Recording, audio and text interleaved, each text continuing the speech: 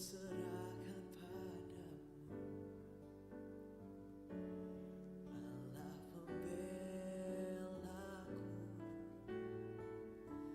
segala khawatirku ku taruh di kakimu, Allah pemeliharaku.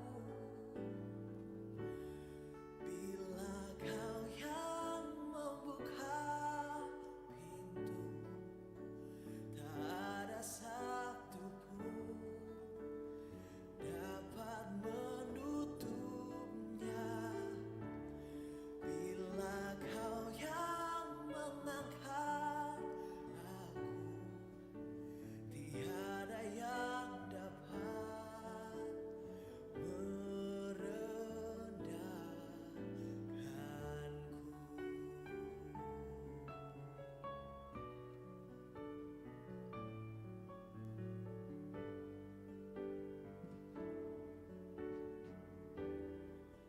Hanya Engkau yang sanggup,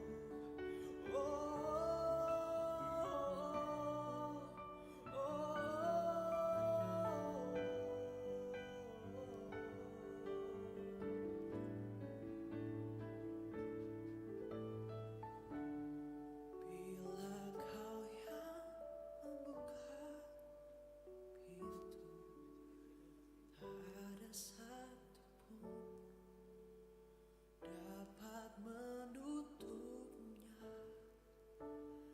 Bila kau yang mengangkat aku, tiada yang dapat merendahkanku.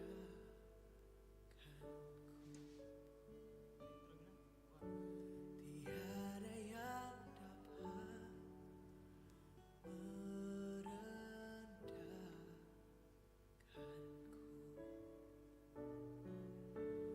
Tiada yang dapat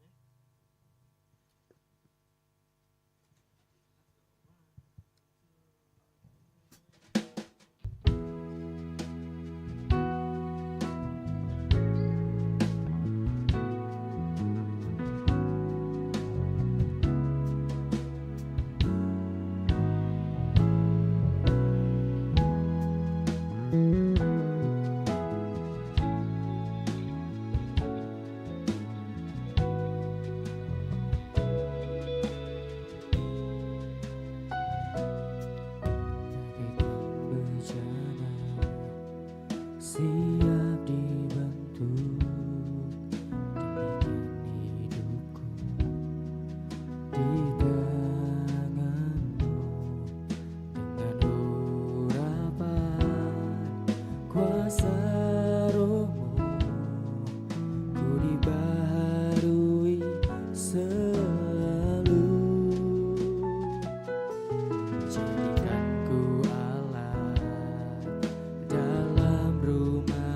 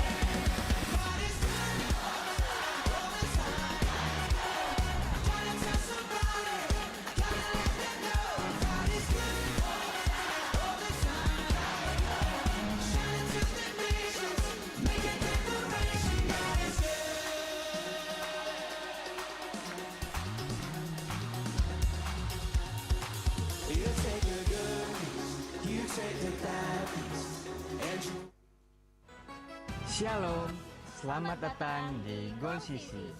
Gol Sisi adalah sebuah gereja komunitas yang tepat untuk belajar, memahami, dan bertumbuh dengan benar dalam Kristus.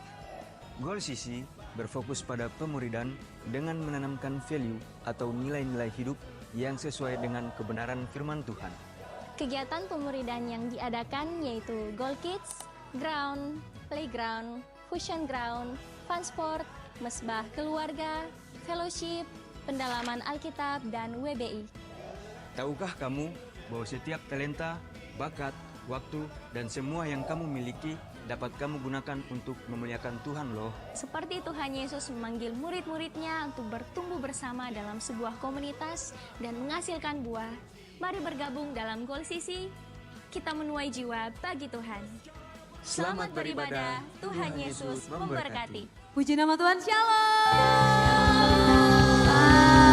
Kasih tepuk tangan yang dahsyat buat Tuhan Yesus kita.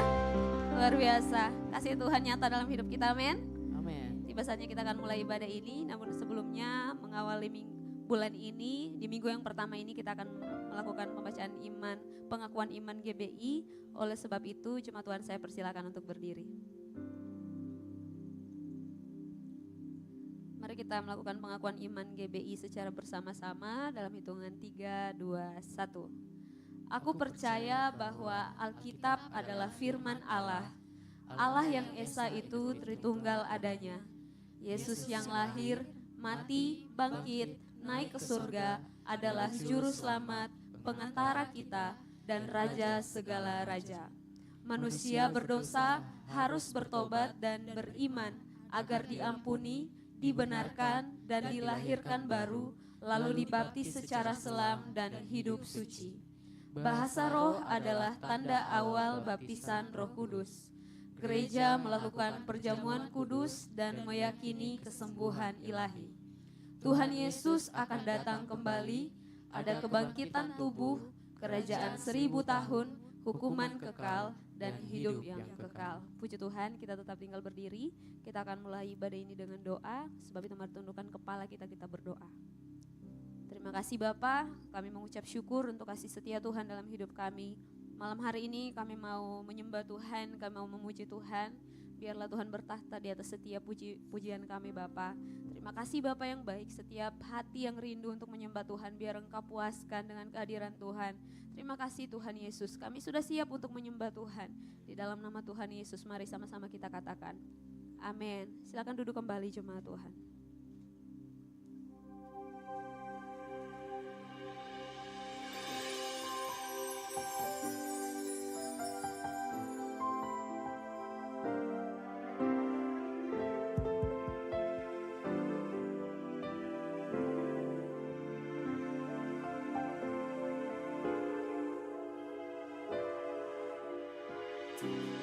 Mengenal hatiku, hampa batinku, tanpa hadirmu, bawa daku mengalir, berlabuh dalam hangatnya kasih-Mu. Sejuta rasa di jiwa, rindukan peluk-Mu Bapa. Izinkan ku menyembah dengan apa yang ku punya. Tiada yang lebih berharga, hanya pribadi-Mu Bapa. Biarkan aku menyembah, hatiku milikmu seutuhnya.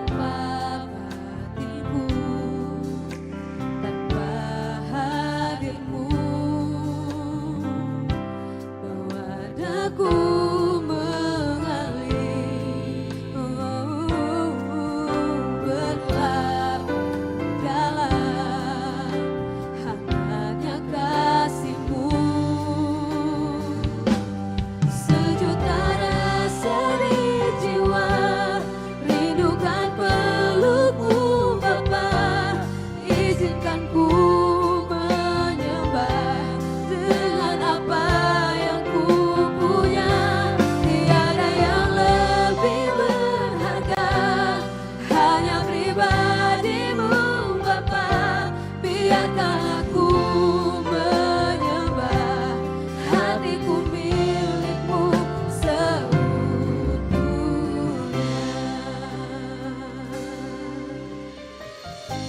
Sebab ini yang kami rindukan Tuhan, menikmati hadirat-Mu di bait kudus-Mu. Amin.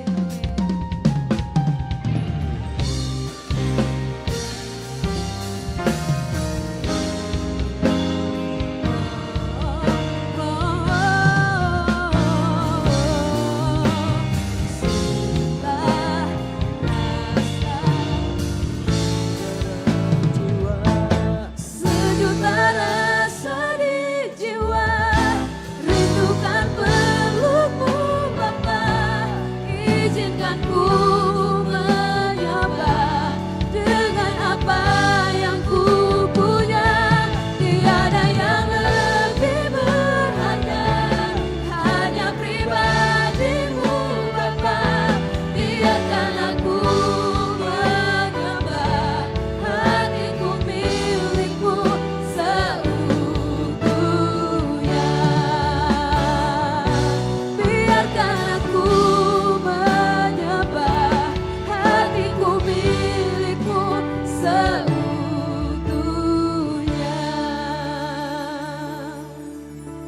Mau menyembahmu, kami mau menyembahmu. Tak mampu jalan sendiri, kami perlu Kau Tuhan bersama kami dalam setiap musim hidup kami. Tuhan, Tuhan, kami rindukan Engkau. Adalah lebih baik satu hari berdiam di bait kudus daripada beribu-ribu hari di tempat lain. Amin, amin. Mari sembah Tuhan. Oh Tuhan, kami mau lebih lagi tenggelam dalam hadirat-Mu Tuhan, menyembah-Mu, memuji-Mu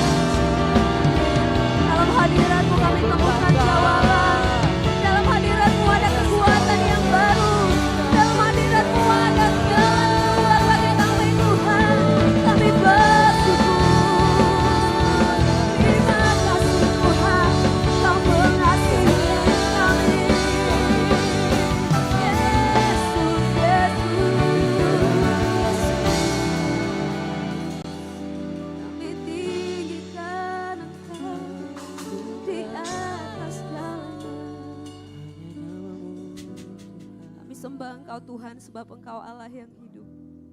Dan Engkau hidup di dalam kami. Kami terus menyaksikan betapa baiknya Tuhan dalam hidup kami.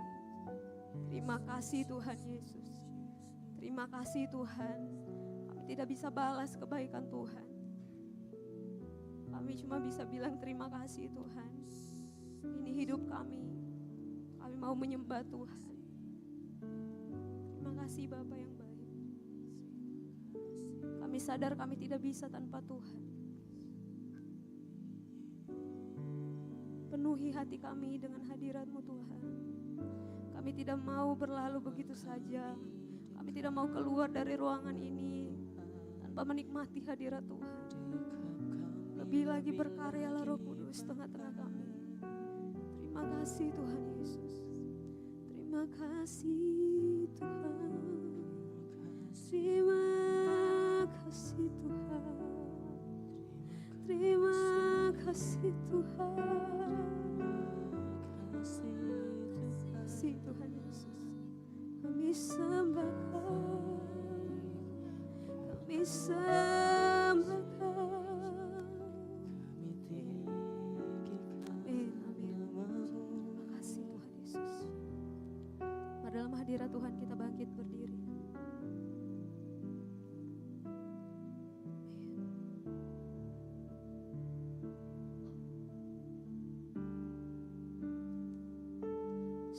Sejuta rasa di jiwa, rindukan pelukmu Bapa.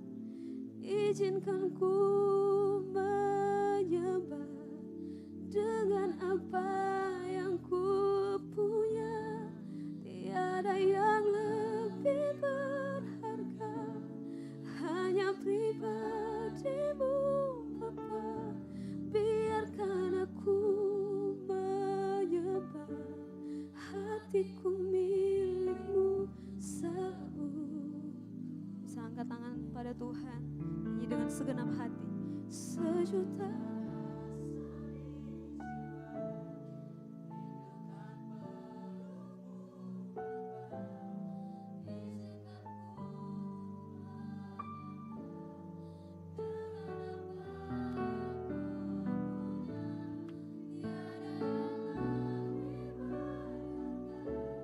hanya pribadimu Bapa. Biarkan aku menyembah,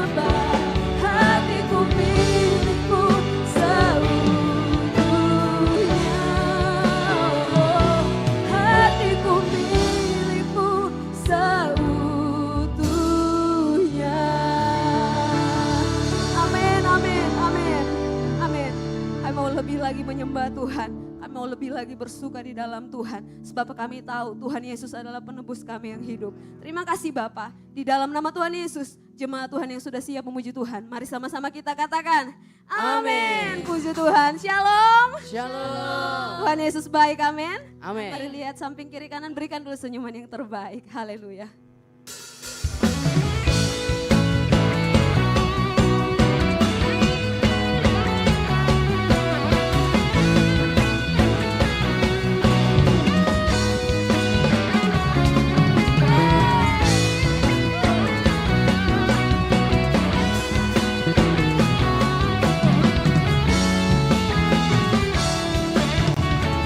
Sama-sama ya. Mari kita semua umat pilihan Allah, dengarlah panggilannya untuk menggenapi firman-Nya. Sekaranglah waktunya untuk berdiri bagi bangsa ini. Mari maju umat pemenang. Sekali lagi katakan, mari kita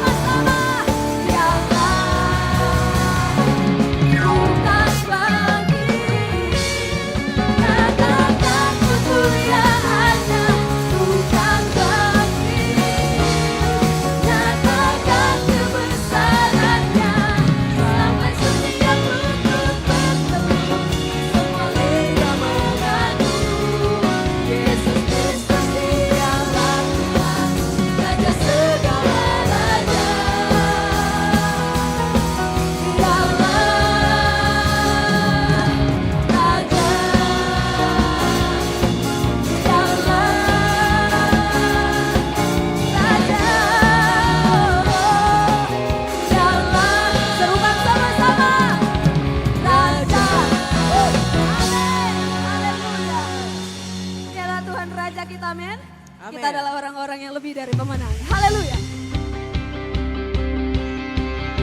Sama-sama. Na na na na na na na na na na na na na na na na na. Bisa lebih kencang lagi suaranya. Na na na na na na na na na na na. Amin. Na na na na na na. Mari katakan. Bangkitlah dan berkatakan berkat atas hidup yang diberikannya. Dengan pasti, dengan iman, nyatakan kekuatannya, kedahsyatannya di hidupku. Sekali lagi nyatakan. Bangkitlah dan berkatakan berkat atas hidupku, atas hidup yang diberikannya. Dengan pasti, dengan iman, nyatakan kekuatannya. Apa? Kedahsyatannya di hidupku. Sekali lagi katakan. Kedahsyatannya di hidupku. Amin. Imanku berkata, dengan imanmu serukan. Amin. Yesusku berkata, ku kuat melangkah bersama Dia. Haleluya. Ku memuji,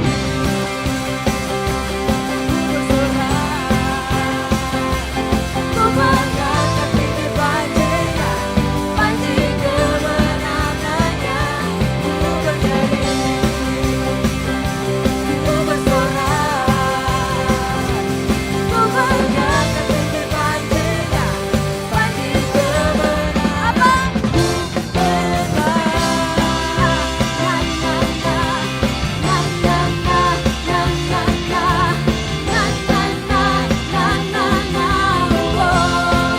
sama-sama katakan. Bangkitlah dan berkatakan berkat atas hidupmu, atas hidup yang diberikannya. Amin. Dengan pasti, dengan iman, nyatakan kekuatannya, kedahsyatannya. Bolehlah angkat tangan sama-sama buat Tuhan kita. Dan berkatakan berkat atas hidup yang diberikannya. Dengan pasti, dengan iman, nyatakan kekuatan. Amin. Kedahsyatannya. Mari sama-sama angkat tangan buat Tuhan kita. Haleluya. Imanku berkata, Tuhanku hebat.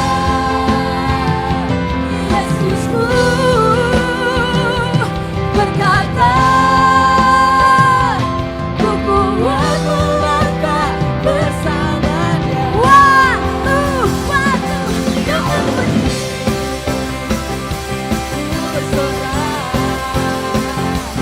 Ku mengangkat tinggi panjinya, panji kemenangannya.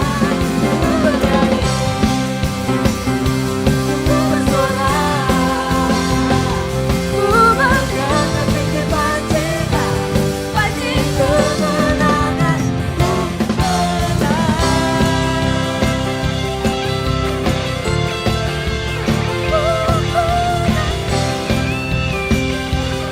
Mari sama-sama serukan. Na na na na na na na na na na na na na na na. Bisa lebih keras lagi suaranya sama-sama. Na na na na na na na na na na na na na na na na na. Mari lebih lagi.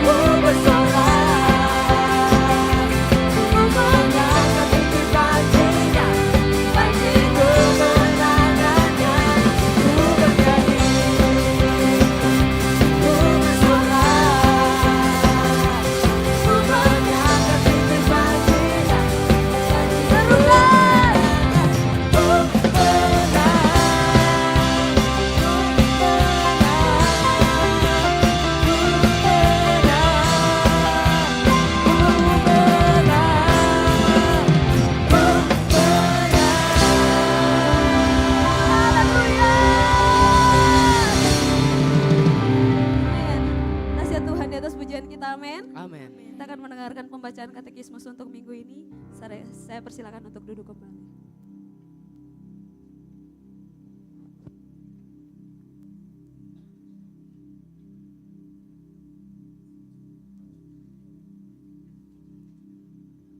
Shalom jemaat Tuhan, selamat datang di Goal Sisi. Katekismus minggu ini terdapat satu pertanyaan. Pertanyaannya akan saya bacakan dan jawaban akan kita baca bersama-sama.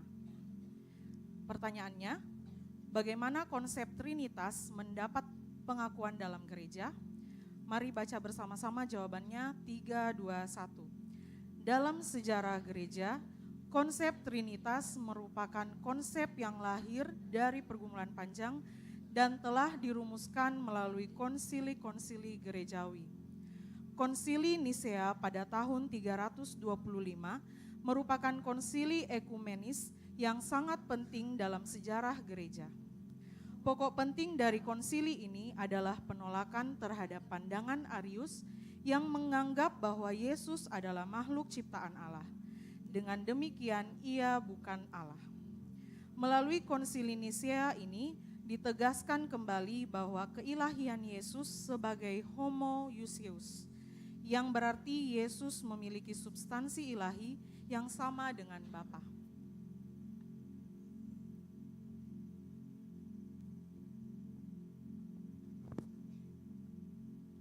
Mari kita siapkan hati kita akan mendengarkan firman Tuhan.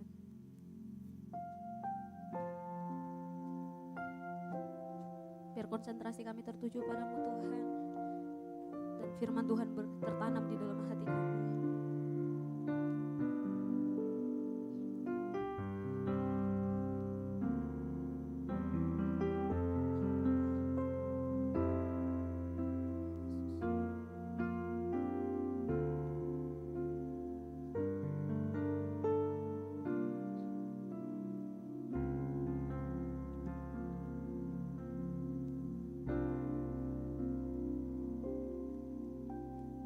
Tuhan, ku mau menyenangkan-Mu.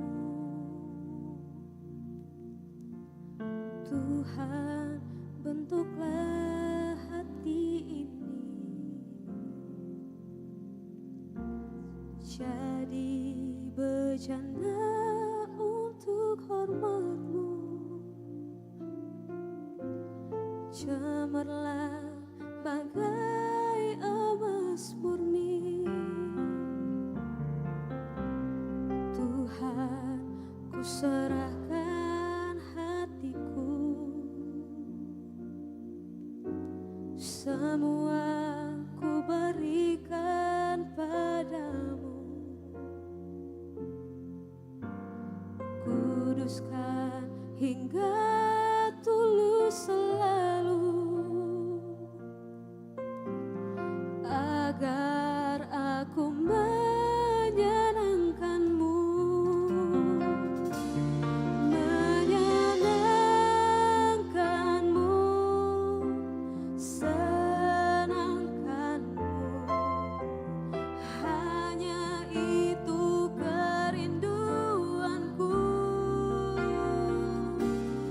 Menyenangkan-Mu, senangkan hatimu, hanya itu kerinduanku.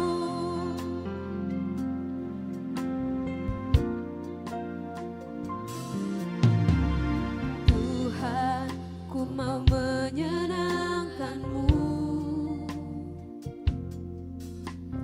Tuhan, bentuklah hati ini jadi bejana untuk hormat-Mu. Cemerlang bagai emas-Mu. Jemaat Tuhan saja nyanyikan pujian ini.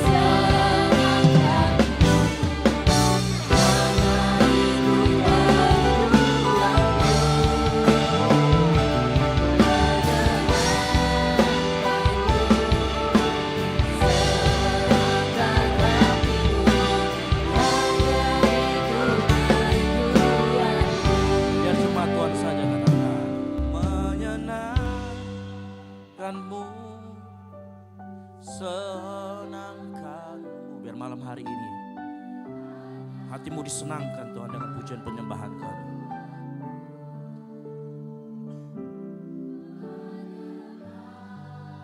Kanmu senangkan hatimu, hanya itu.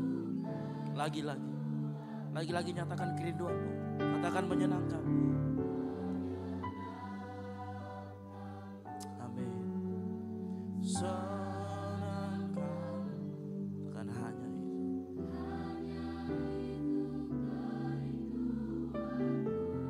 Yes, lebih lagi.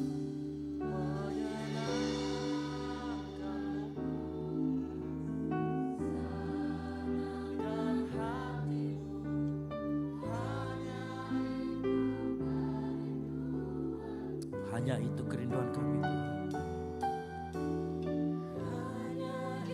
Sekali lagi, hanya itu kerinduan kami. Hanya itu kerinduanku. Kasih tepuk tangan yang meriah buat Tuhan. Yes, haleluya, haleluya. Bapa yang baik, kami berterima kasih. Kami bisa berkumpul di tempat ini meninggikan, memuliakan nama Tuhan Yesus. Karena kebaikan-Mu juga Bapa di tempat ini, nama Tuhan ditinggikan dan dipermuliakan melalui pujian dan penyembahan kami. Nanti saatnya kami mau kembali mendengarkan firman Tuhan, singkapkan rahasia-rahasia ilahi Tuhan. Sehingga dalam kehidupan kami selalu dituntun oleh kebenaran firman Tuhan. Sehingga hati kami Tuhan kembali mengarah kepadamu, hati kembali ditegur malam hari ini. Urapi kami semua, urapi hamba-Mu yang memberitakan firman Tuhan. Biar apa yang keluar dari lidah hamba-Mu adalah isi hati-Mu. Biar jemaat-Mu yang menerima firman Tuhan dapat disegarkan kembali. Ini yang menjadi doa kami Tuhan Yesus. Kami siap menerima firman Tuhan. Yang siap mendengarkan firman Tuhan. Sama-sama katakan amin. Baik, silakan duduk. Ya. Shalom. Sekali lagi shalom. Puji Tuhan. Ya, senang sekali. Di ibadah raya yang ketiga ini saya sudah 3 kali khotbah dengan suara yang sudah agak sedikit mulai ya gatal sekali tenggorokan saya. Jadi kalau saya batuk saya mohon maaf sebelumnya. Dan itu yang pertama, yang kedua saya ingin sampaikan buat teman-teman yang beribadah yang bertumbuh di tempat ini di dalam grup kita, baik di grup ground ataupun di semua ground, kita memang ada jadwal untuk mengirimkan renungan yang renungan itu diambil dari khotbah di minggu. Nah, saya cuma bilang begini teman-teman, kalau misalkan kita dengarkan khotbah pada saat kita mencatat khotbah itu, biasanya kan ada beberapa poin. Ya, jadi kalau misalkan kita bikin renungan, enggak usah semuanya dikasih masuk. Karena saya mendengar teman-teman, Kak semuanya sudah semua dikasih masuk sama yang hari Senin. Jadi Selasa, Rabu, Kamis, Jumat, Sabtu apa yang mau dikasih masuk? Ya, begitu ya. Jadi saya pikir kalau kita mendengarkan firman Tuhan, cari satu poin yang itu masuk di hatimu. Dan Tuhan seolah-olah berbicara kepada kamu, yang mengerti katakan amin.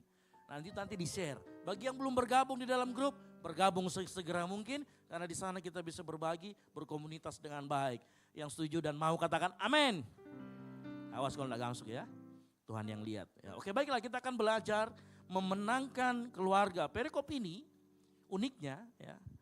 Kita akan membaca daripada Kisah Para Rasul 16. Ya, kita buka sama-sama Kisah Para Rasul 16. Ayat yang 19 sampai dengan yang ke-34. Kita akan baca secara bergantian. Saudara-saudara semua, Bapak Ibu Saudara sekalian, ayat yang pertama 19, lalu kemudian kita bergantian 20 sampai dengan 34 kita akan baca bersama-sama. Yang mengerti katakan amin. Saya jemput jemaat Tuhan bangkit berdiri. Kita akan secara bergantian membaca dari Kisah Para Rasul 16 ayat 19 sampai dengan 34. Saya mohon baca yang keras karena saya curiga mungkin ya, sengaja saya selalu buat seperti ini supaya yang tidak pernah baca Alkitab mulai baca Alkitab ya. Walaupun saya hanya menyumbang sedikit. Baik, kepala penjara Filipi. Kisah Para Rasul 16 ayat 19 sampai dengan 34. Ketika tuan-tuan perempuan itu melihat bahwa harapan mereka akan mendapat penghasilan lenyap, mereka menangkap Paulus dan Silas lalu menyeret mereka ke pasar untuk menghadap penguasa. 20.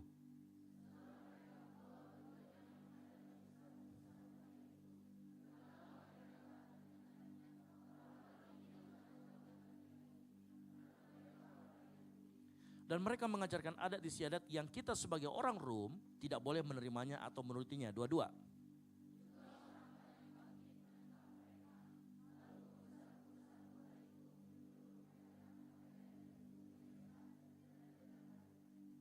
Setelah mereka berkali-kali didera, mereka dilemparkan ke dalam penjara. Kepala penjara diperintahkan untuk menjaga mereka dengan sungguh-sungguh. 24.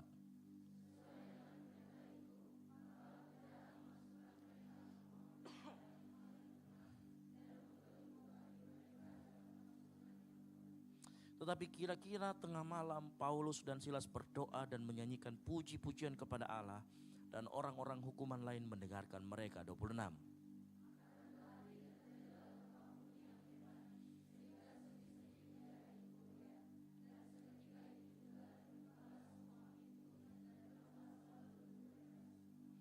Ketika kepala penjara itu terjaga dari tidurnya dan melihat pintu-pintu penjara terbuka, ia menghunus pedangnya hendak membunuh diri, karena ia menyangka bahwa orang-orang hukuman itu telah melarikan diri. 28.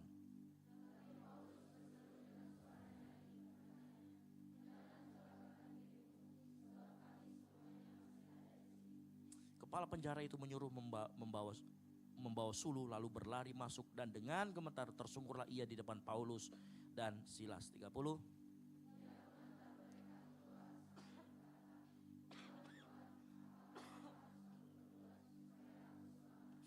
Jawab mereka, percayalah kepada Tuhan Yesus Kristus dan engkau akan selamat, engkau dan seisi rumahmu. 32.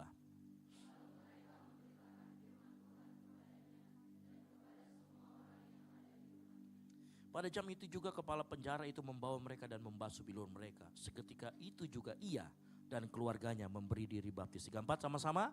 Lalu ia membawa mereka masuk rumah dan menghidangkan makanan kepada mereka. Dan ia sangat bergembira bahwa ia dan seisi rumahnya telah menjadi percaya kepada Allah. Amin. Silakan duduk. Berbagai orang yang membaca, merenungkan dan melakukan firman Tuhan. Sebelum saya khotbah, saya mohon maaf kepada yang namanya Paulus ya. Anda akan sering-sering disebut namanya ya.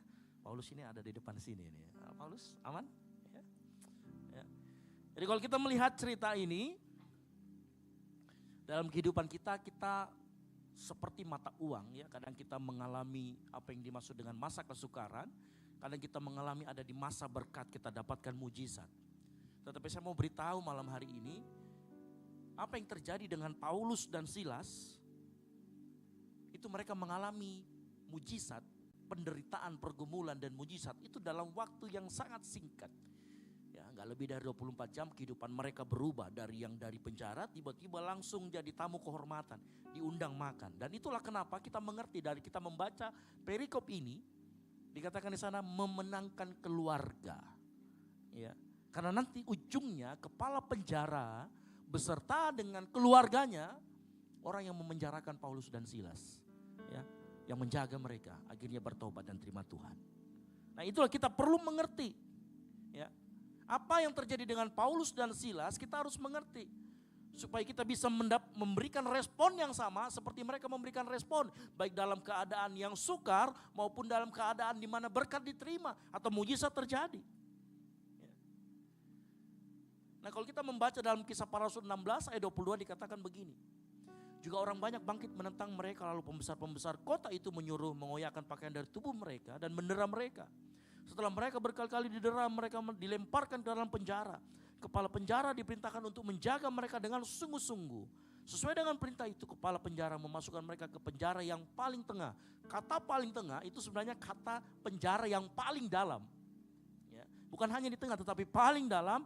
Dan sudah paling dalam, kaki mereka membelenggu kaki mereka dalam pasungan yang kuat. Nah apa yang Paulus dan Silas alami, yang kita baca, merupakan kondisi yang sebenarnya secara prinsip kita juga bisa mengalami. Ya hari-hari ini kau gak dipukulin orang ya, kau juga gak dicambuk. Tetapi bisa saja saat ini engkau mengalami penjara kehidupan, engkau mengalami pergumulan, engkau mengalami masalah keuangan, ada sakit penyakit, mungkin kau konflik sama orang tuamu, konflik keluarga suami istri, atau bahkan kau sedang mengalami kegagalan studi, sudah 8 tahun kuliah tidak lulus-lulus. Halo? Ya. Ini juga model penjara masa kini. Oh jangan salah. Ya, pergumulan itu juga terjadi dari kalangan hamba Tuhan. Saya juga mengalami. Sebagai hamba Tuhan, kita juga mengalami hal yang sama. Nah menariknya Paulus di tengah penjara itu, Paulus dan Silas punya pilihan yang berbeda, punya respon yang berbeda, Bukan sekedar respon yang benar, tetapi respon Paulus dan Silas, respon yang tepat. Sama-sama katakan tepat. Ulangi, sama-sama katakan tepat. Ya. Paulus dan Silas di ayat 25 memilih doa, pujian dan penyembahan di tengah-tengah pergumulan yang mereka alami. Tetapi kira-kira tengah malam Paulus dan Silas berdoa dan menyanyikan puji-pujian kepada Allah. Dan orang-orang hukuman lain mendengarkan mereka. Coba kita jadi Paulus dan Silas ya waktu saat itu ya. Kira-kira setelah kalau kita habis dipukulin, ya, habis dicambuk, sedang berdarah-darah. Kalau malam-malam itu enaknya kita ngapain? Main domino? Nggak mungkin ya. Ngopi? Nggak mungkin juga. Orang yang habis disiksa seperti dipukuli seperti itu ngapain? Merintih kesakitan. Betul atau tidak? Paulus dan Silas yang normal sebagai manusia, mereka akan merintih kesakitan. Tetapi apa yang terjadi dengan Paulus dan Silas? Mereka tidak memilih itu. Ya. Memang normalnya dia harus merintih kesakitan. Tetapi yang mereka pilih, mereka berdoa memuji Tuhan. Paulus dan Silas tahu bahwa respon itu sebuah pilihan. Bukan sebuah reaksi otomatis yang didikte oleh keadaan. Mengerti maksud saya sampai di sini? Ya. Respon adalah sebuah pilihan. Jangan sampai kita didikte oleh keadaan. Kita yang harus didikte keadaan. Yang setuju katakan amin. Bagi Paulus ada sebuah ruang antara sakit yang dirasakan, bukan sakitnya tuh di sini, tapi sakit yang dirasakan dengan reaksi dia. Ada sebuah ruang yang namanya ruang untuk memilih. Makanya kalau misalkan di sini, Kak saya disakiti sama pacarku, kau bisa memilih. Mau move on atau mau terus sakit di situ. Halo?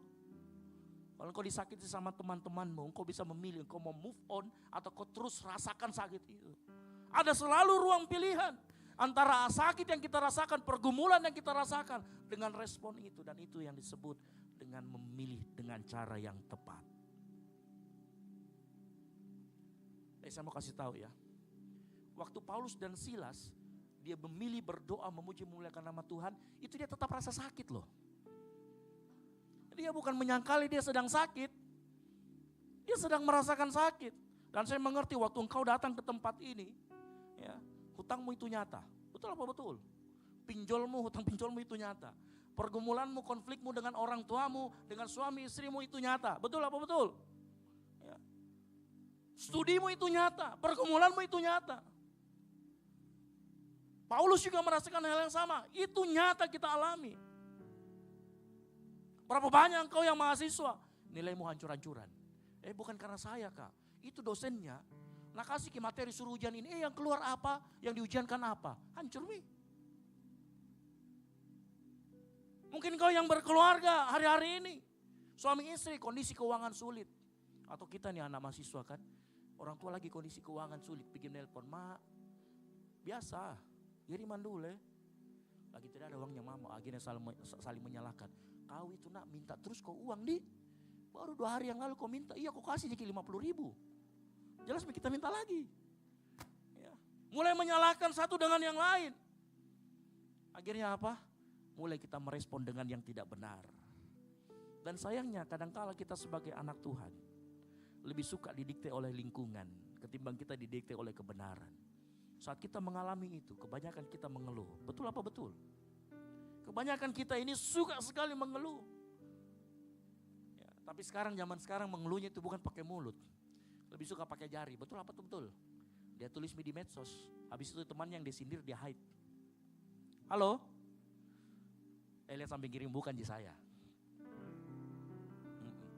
Nggak pernah dibilang, nggak pernah di saya private. Begitu toh. Halo? Betul tidak? Seringkali kita mengeluh, cuman mengeluhnya sekarang beda. Ya, sekarang lebih canggih sedikit, bisa di hide. Nah malam hari ini kita akan belajar dari Paulus dan Silas. Mereka juga punya sama alasan yang sama dengan kita untuk mengeluh. Namun Paulus dan Silas tidak membiarkan rasa sakit keadaannya mendikte mereka. Dan yang keluar dari mulut mereka itu doa, pujian dan penyembahan. Nah, saya gak akan sampai di situ.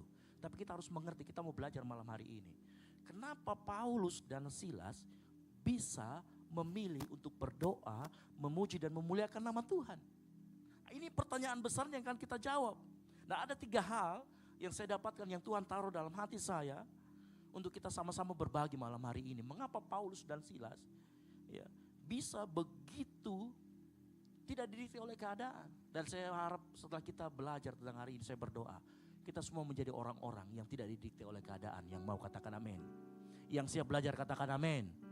Baik, yang pertama, Paulus dan Silas tahu identitas yang benar tentang dirinya. Saya ulangi lagi, Paulus dan Silas dia mengerti identitas benar.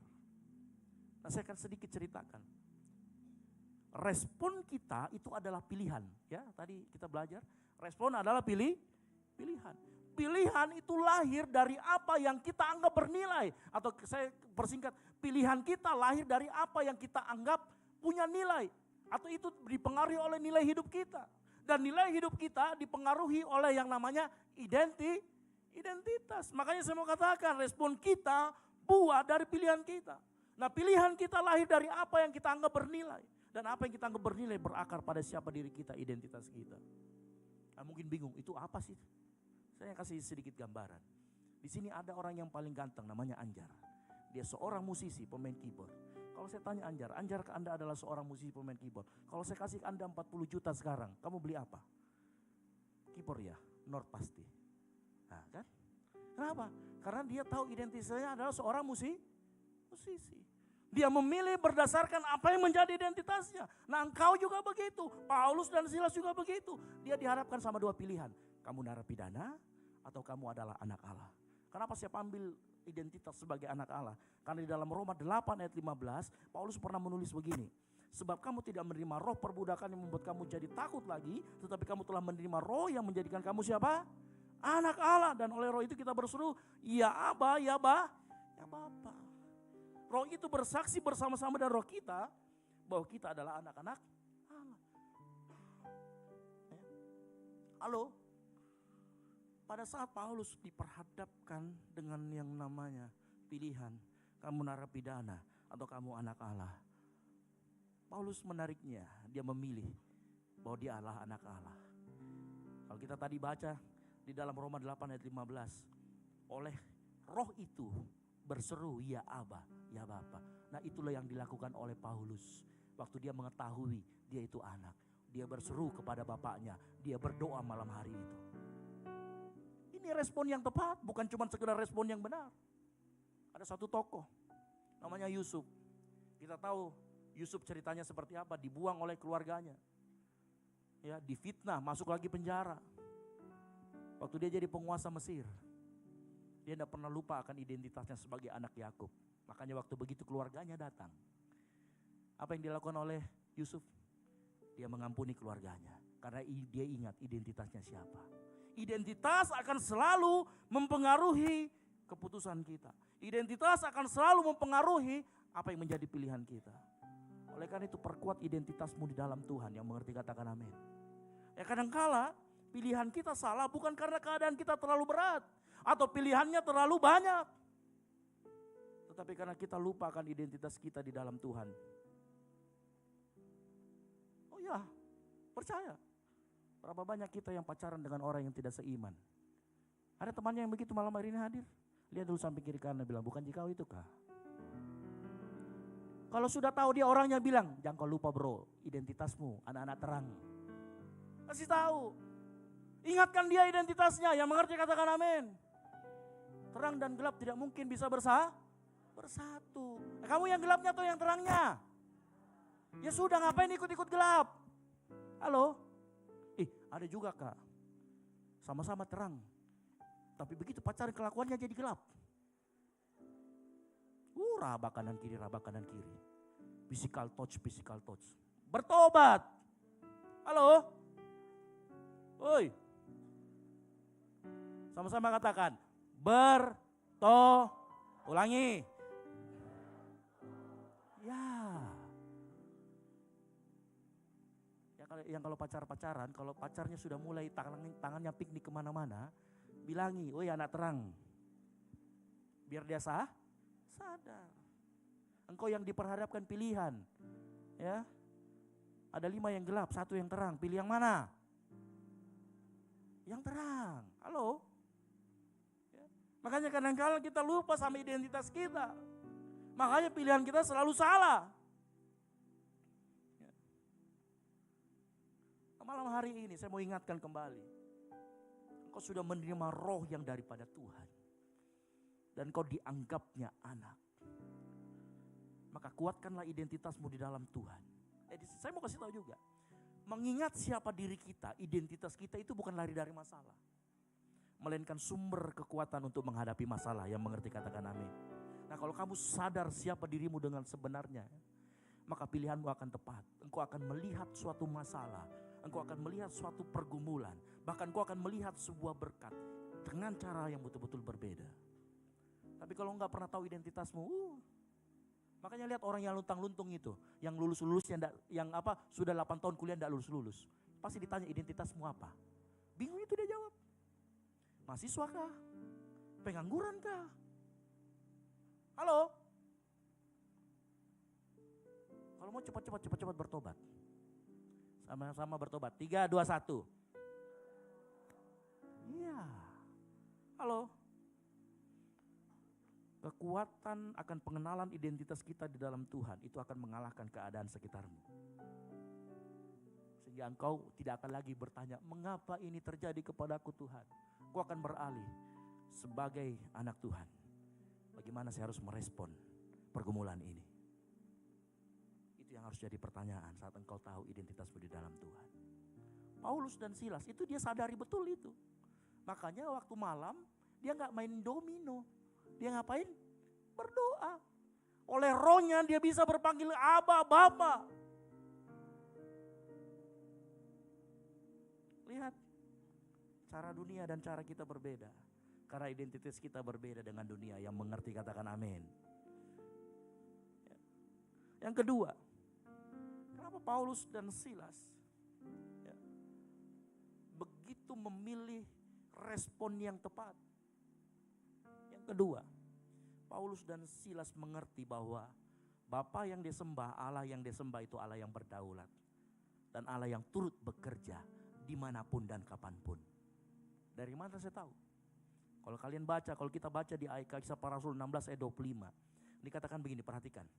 Tetapi kira-kira tengah malam, ada kata tengah malam di sana. Ya.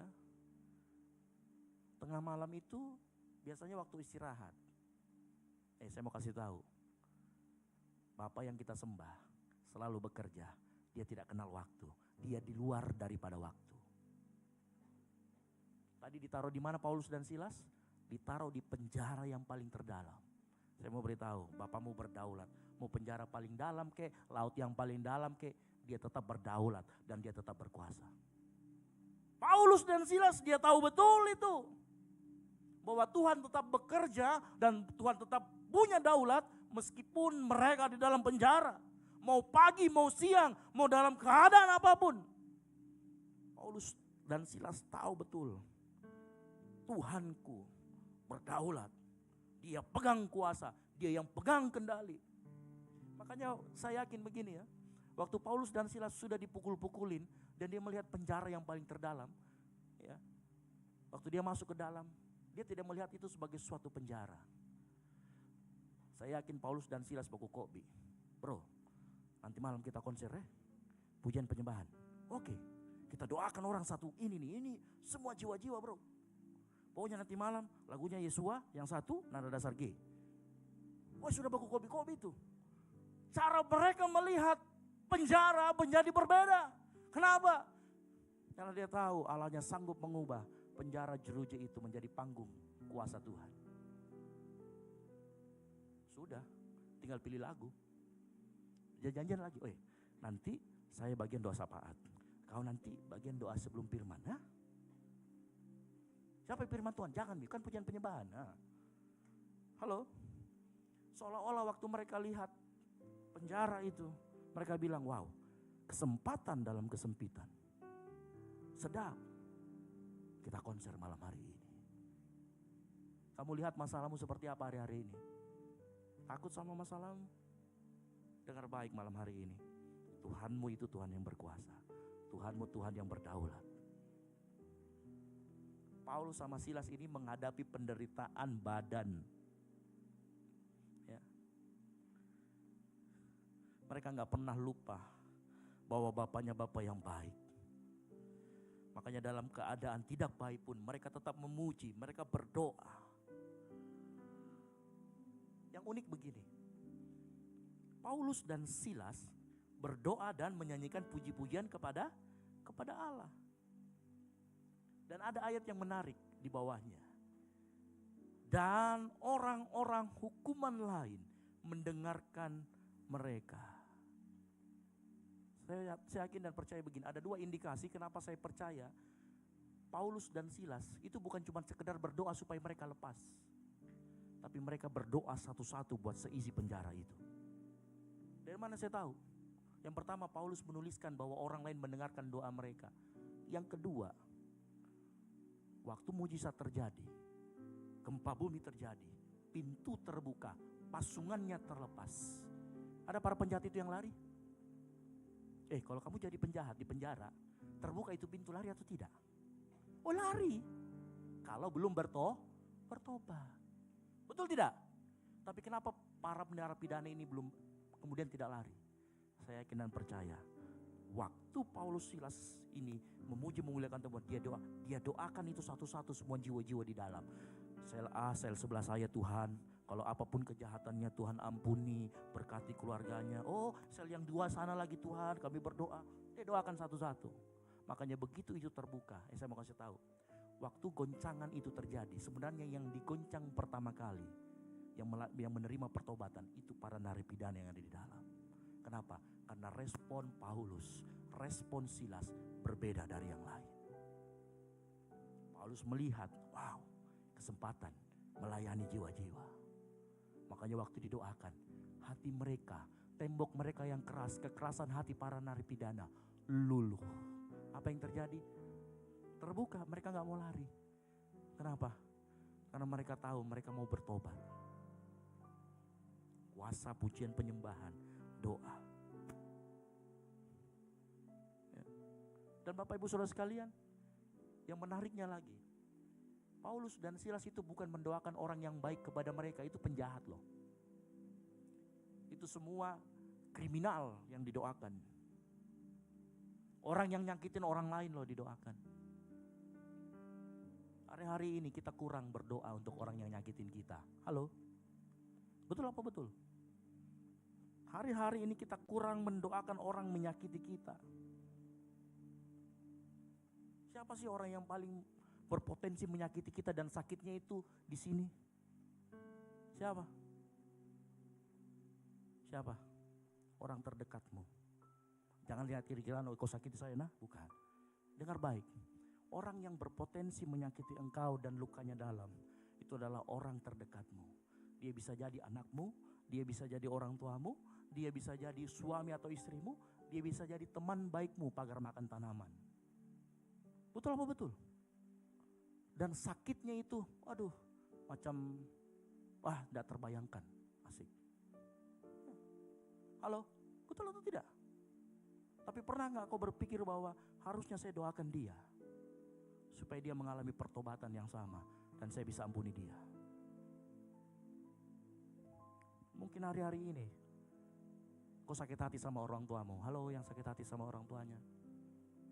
Daripada engkau mengutuki orang tuamu, biar bokeh saja, bangkrut saja dan dikirimi kau bulanan. Bagaimana kalau kau doakan orang tuamu? Tuhan, aku mengampuni orang tuaku Tuhan. Ampuni juga aku, mungkin aku bersalah. Tuhan tolong pekerjaan orang tuaku sehingga bulananku lancar. Ya minimal doakan. Tapi saya tahu itu sulit. Tapi saya mau kasih tahu, kalau identitasmu benar di hadapan Tuhan, itu tidak sulit. Halo, siapa lagi orang yang pernah menyakitimu? Temanmu, teman baikmu, malaci, ya, pagar makan tanaman. Halo, ya. Mau gak kita berdoa buat dia? Mau gak kita mendoakan dia? Engkau yang sedang merasa kecewa, dikecewakan orang terdekatmu, berdoa, memuji, menyembah Tuhan, doakan mereka. Karena engkau akan tahu, Tuhan akan bekerja dan Tuhan berdaulat. Barang engkau akan mengerti. Seperti Paulus dan Silas, dia mengerti waktu dia masuk di penjara, ternyata adalah panggung yang dibuat Tuhan untuk memberitakan kabar baik. Makanya Paulus pernah berkata, ya, Paulus pernah berkata dalam Roma 8 ayat 28, kita tahu sekarang bahwa Allah turut bekerja dalam segala sesuatu untuk mendatangkan kebaikan bagi mereka yang mengasihi Dia. Sehingga dengar baik hari ini. Kalau engkau yang sedang mengalami penjara-penjara seperti Paulus dan Silas, mengalami sakit penyakit, masalah keuangan, konflik keluarga, sadari bahwa Allah turut bekerja di sana. Sadari bahwa Allah berdaulat dalam hidupmu. Dan Allah yang kita sembah itu Bapa yang baik. Bapa yang tidak pernah meninggalkan kita. Bapa yang selalu memberikan yang terbaik buat anak-anaknya yang memanggil Dia dalam doanya dengan sebutan Ya Aba, Ya Bapa. Saya rindu semua di tempat ini, kalau engkau lagi disakitin, kau sedang ada pergumulan, datang kepada Tuhan. Karena saat kita sadar Allah berdaulat dan turut bekerja, dengar baik, pergumulanmu, tempat tergelap pun akan menjadi panggung termegah bagi kuasanya. Yang mengerti katakan amin. Sekarang pilihan di tanganmu, engkau mau merintih kesakitan atau engkau mau datang kepada Bapamu yang baik dan merintih kepada Dia. Saat engkau disakiti, engkau boleh mengumpat di belakang, tapi saya dengar baik malam hari ini. Doakan dia, minta sama Bapa supaya pertobatan terjadi dalam hidupnya.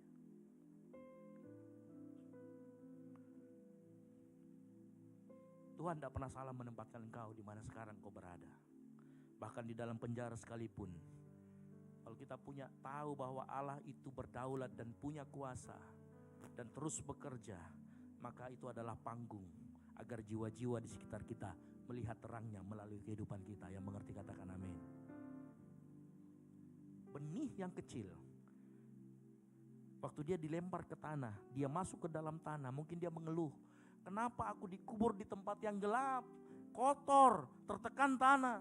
Tapi saya mau kasih tahu, benih itu saat masuk ke dalam tanah, disitulah dia mulai bertunas. Gelap dan tekanan tanah bukan kuburan buat sebuah benih, melainkan panggung pertumbuhannya.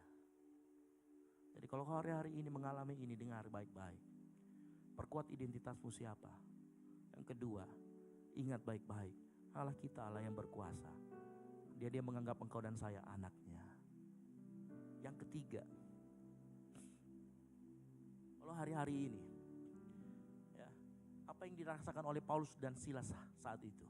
Yang ketiga adalah dia punya cara pandang atau perspektif kekekalan. Nah, tadi kita sudah bicara waktu Paulus dan Silas ada dalam keadaan penderitaan. Nah, kita sekarang akan berbicara Paulus di masa dia mendapatkan berkat, di masa dia mendapatkan mujizat, di mana dia belenggunya dibebaskan. Itu berkat. Tapi lihat, mau dalam keadaan susah ataupun senang, Paulus tetap memberikan respon yang benar. Nah, jangan sampai kita pada saat susah saja dibikin respon yang benar. Begitu dikasih mujizat, songong. Begitu dikasih mujizat, kelepasan, sombong. Nah, kita perlu belajar juga. Paulus dan Silas punya perspektif kekekalan. Coba baca dalam Kisah Para Rasul 16 ayat yang ke-27 berkata begini. Ketika kepala penjara itu terjaga, ini sudah terjadi gempa bumi, semua dilepaskan. Ketika kepala penjara itu terjaga dari tidurnya dan melihat penjara-penjara terbuka, dia hunus pedangnya hendak bunuh diri karena ia menyangka bahwa orang-orang hukuman itu telah melarikan diri. Tetapi Paulus berseru dengan suara nyaring apa? Jangan celakakan dirimu, sebab kami semuanya masih ada di sini. Nah, penting buat kita melihat segala sesuatu dengan kacamata kekekalan, karena itu akan mengubah cara kita, mengubah apa yang kita anggap penting. Nah, ada dua hal di sini yang terjadi pada Paulus yang saya mau bagikan. Pertama, Paulus melihat bahwa keselamatan jiwa kepala penjara jauh lebih berharga daripada kebebasannya. Makanya waktu penjara terbuka, Paulus dan Silas dihadapkan dengan dua pilihan. Pilihan yang pertama, kan Tuhan sudah bukakan jalan. Kenapa kita nggak lari? Menyelamatkan diri, kan Tuhan sudah bukakan ini. Pilihan pertama, Paulus bisa keluar dari tempat itu lari bersama dengan para tawanan yang lain. Yang kedua, pilihan yang kedua. Tapi kalau dia lari, pilihan pertama ya kalau dia lari, maka kepala penjara akan mati, binasa, tanpa pernah kenal Tuhan. Tapi lihat apa yang dilakukan Paulus dan Silas. Dia melihat jiwa kepala penjara lebih penting daripada dirinya. Jadi waktu dia terbuka, dia melihat kami mau tinggal, kami mau ambil risiko, kami mati besok enggak apa-apa. Yang penting kepala penjara ini selamat. Saya mau tahu, kepala penjaranya sudah kenal Yesus atau belum? Tidak ada jaminan dia kenal Yesus 50-50. Tapi apa yang dilihatkan sama Paulus dan Silas? Dia punya perspektif kekekalan, dia melihat itu jiwa yang patut diselamatkan. Dan apa yang terjadi dengan Paulus dan Silas? Mereka stay, mereka rela korbankan nyawanya. Mereka mengambil resiko, nyawanya akan lari. Tahu ini mirip dengan siapa? Bukankah apa yang dilakukan oleh Paulus dan Silas mirip dengan Yesus yang tidak pernah memikirkan dirinya sendiri, tetapi dia mengosongkan dirinya menyelamatkan kita. Paulus dan Silas juga mengosongkan dirinya. Makanya Paulus pernah berkata, biarlah Tuhan Yesus semakin bertambah dan aku semakin berkurang. Apa itu? Apa yang dilakukan Paulus dan Silas? Itu yang disebut dengan Christ likeness, keserupaan dengan Kristus. Karena Yesus pernah kasih suatu perumpamaan tentang domba yang hilang satu. Dia tinggalkan 99 demi cari yang satu. Apa yang dilakukan sama Paulus dan Silas? Dia sudah selamatkan narapidana, sudah bertobat. Tapi dia tidak mau lepaskan yang satu itu, kepala penjara yang siap bunuh diri. Cara pandangnya, cara pandang kekekalan mirip sekali dengan Yesus lakukan. Makanya pernah Paulus menulis begini, akan tetapi Allah menunjukkan kasih-Nya kepada kita oleh karena Kristus telah mati untuk kita ketika kita masih berdosa. Kepala penjara belum kenal Yesus, 50-50. Sama seperti Yesus mengorbankan dirinya buat kita semua ketika kita masih berdosa. Paulus dan Silas rela pertaruhkan nyawa untuk kepala penjara itu. Ketika si kepala penjara masih seorang penyembah berhala. Tahu nggak? Waktu Paulus dan Silas berkata begini, jangan celakakan dirimu. Sebenarnya waktu dia berkata seperti itu, Paulus berkata begini, hei kepala penjara, hidupmu lebih berharga daripada hidupku. Tidak apa-apa, jangan bunuh diri. Kebebasanku tidak seberapa dengan hidupmu. Kristus menganggap jiwamu lebih berharga, kami masih ada di sini. Makanya dengar baik, kalau hari-hari ini engkau dapat berkat, engkau dapat mujizat. Dengar baik, mujizat Tuhan seringkali adalah jalan masuk buat kuasanya dalam hidup orang lain. Dan engkau hanya alatnya. Ya. Makanya jangan pernah lihat kalau kamu dapat mujizat itu kamu orang yang diurapi, bukan. Ada sebuah cerita dari namanya pendeta Samuel Wigglesworth ya. Waktu itu istrinya itu yang suka pergi. Istrinya itu suka sekali pergi ke KKR tenda. Suatu kali KKR tenda itu di depan rumahnya dan dia seorang yang tidak percaya. Dia lagi ada di kursi roda, dia lumpuh. Sambil dia merokok, dia sering mocking itu ngejek. Apa itu KKR apa dan lain sebagainya. Suatu kali hamba Tuhan yang sedang memberitakan Injil itu dia ngomong begini, engkau yang sedang ada di kursi roda, dalam nama Tuhan Yesus engkau sembuh dan sekarang berdirilah. Dia sebenarnya ngejek dalam hatinya, tapi ada dorongan dia untuk coba berdiri. Dan apa yang terjadi? Dia berdiri, dia sembuh. Lagi merokok ini, tapi dia sembuh, dia berdiri. Bukan karena kekudusannya, berkat mujizat yang kamu alami itu bukan validasi bahwa rohanimu penuh, rohanimu bagus, bukan. Tapi itu adalah jalan masuk supaya kamu bisa menginjili orang lain, supaya kamu bisa membawa jiwa-jiwa kepada Tuhan. Yang mengerti katakan amin. Ya. Kadang-kadang ada orang kalau dapat mujizat, dibantu, ditolong finansialnya, berkata, oh Tuhan sayang sama saya. Enggak, bukan hanya itu, bukan lebih daripada itu. Lebih daripada itu, berkat, mujizat, pertolongan yang Tuhan berikan dalam hidupmu, saya mau beritahu, itu bukan untuk dirimu sendiri, tetapi untuk jiwa-jiwa datang kepada Tuhan. Yang mengerti katakan amin. Ya. Cara pandang kekekalan merubah itu. Sehingga saat kita terima mujizat, pertolongan Tuhan, berkat dari Tuhan, pertanyaannya yang di benak kita muncul, bukan lagi bicara terima kasih Tuhan, kau sudah berikan untukku, bukan. Tetapi engkau akan, kalau kau terima berkat dari Tuhan, kalau cara pandangmu kekekalan, engkau akan sama seperti Paulus dan Silas. Paulus dan Silas berkata, baik Tuhan, aku sudah engkau berikan kebebasan. Kepada siapa kebebasan ini harus aku berikan selanjutnya? Paulus dan Silas memilih memberikan kebebasannya kepada kepala penjara. Kalau hari-hari ini engkau diberikan berkat sama Tuhan, berkat finansial, berkat keuangan yang baik, berkat mujizat, kesembuhan dan sebagainya, engkau harus tanya, kepada siapa aku harus lanjutkan berkat ini Tuhan? berkat itu bukan untuk engkau sendiri. Perspektif kekekalan harusnya membuat kita mengubah diri kita dari kolam penampungan menjadi saluran berkat Tuhan. Makanya orang duniawi, cara pandang duniawi saat diberkati, dia akan berpikir bagaimana cara menyimpannya. Tetapi cara pandang orang yang punya perspektif kekekalan saat diberkati, kepada siapa saya bisa membagikannya. Jauh berbeda.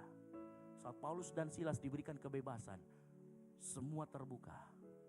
Dia tidak langsung lari, tapi dia berpikir kepada siapa kebebasan ini harus diberikan. Dan orang di sana yang membunuh diri, dia yang dapat. Akhirnya apa? Satu keluarga dimenangkan untuk nama Tuhan. Kalau hidupmu sekarang ada berkat, lihat saya itu temanmu yang belum makan kok dong. Bukan saja itu punyamu, itu temanmu yang mungkin sebelah kos-kosanmu tidak pernah keluar. Pas ditanya, kenapa kau tidak keluar? Iya lagi sibuk kerja tugas. Padahal dari di depannya buku, dari di depannya apa-apa. Ternyata kirimannya belum datang. Kenapa kita tidak ajak dia? Siapa tahu berkat yang dikirimkan orang tuamu lebih, kamu bisa berbagi. Saya sudah pernah ngalamin itu dan saya cerita. Ya, saya punya teman waktu kami kuliah di STAN 4 orang. Kami 2 Kristen, 2 Muslim. Waktu itu saya tidur dengan sesama, maksudnya saya tidur sekamar dengan yang orang Toraja ini. Lalu kemudian yang 2 lagi ini, ya mereka tidur karena kami kan tidak ada uang waktu itu, jadi kami sharing kamar gitulah ya. Nah waktu itu yang teman saya yang satu ini, yang Muslim, dia tanya sama saya, Serak, boleh enggak saya nebeng sama kau uang makan? Karena saya sudah tidak dapat kiriman lagi dari orang tua.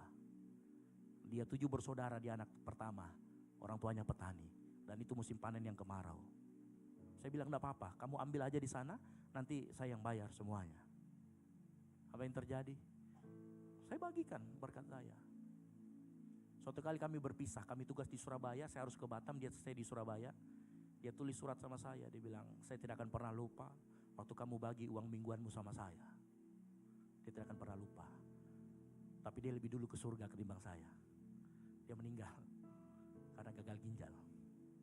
Ya, dia lebih duluan dipanggil pulang. Waktu saya nikah dia datang dan dia mengucapkan hal yang sama. Saya gak pernah lupa waktu saya kekurangan kamu bantu saya. Di dalam berkat yang kau terima ada jatah orang lain. Ya. Saat Tuhan memberiku berkat keuangan, jangan tambah parkiran mobilmu. Jangan tambah kamu mau beli mobil apa, yang omnivora kah, karnivora kah, herbivora kah, jangan. Tapi tanya, kalau kamu diberkati Tuhan, misi apa yang harus aku dukung? Keluarga mana yang harus ku bantu? Siapa yang harus aku bantu? Pekerjaan Tuhan apa yang perlu dana ini? Saat Tuhan sembuhkan engkau dari sakit penyakit, kesembuhan itu bukan hanya untukmu, kesaksianmu bisa memberikan orang lain harapan untuk hidup.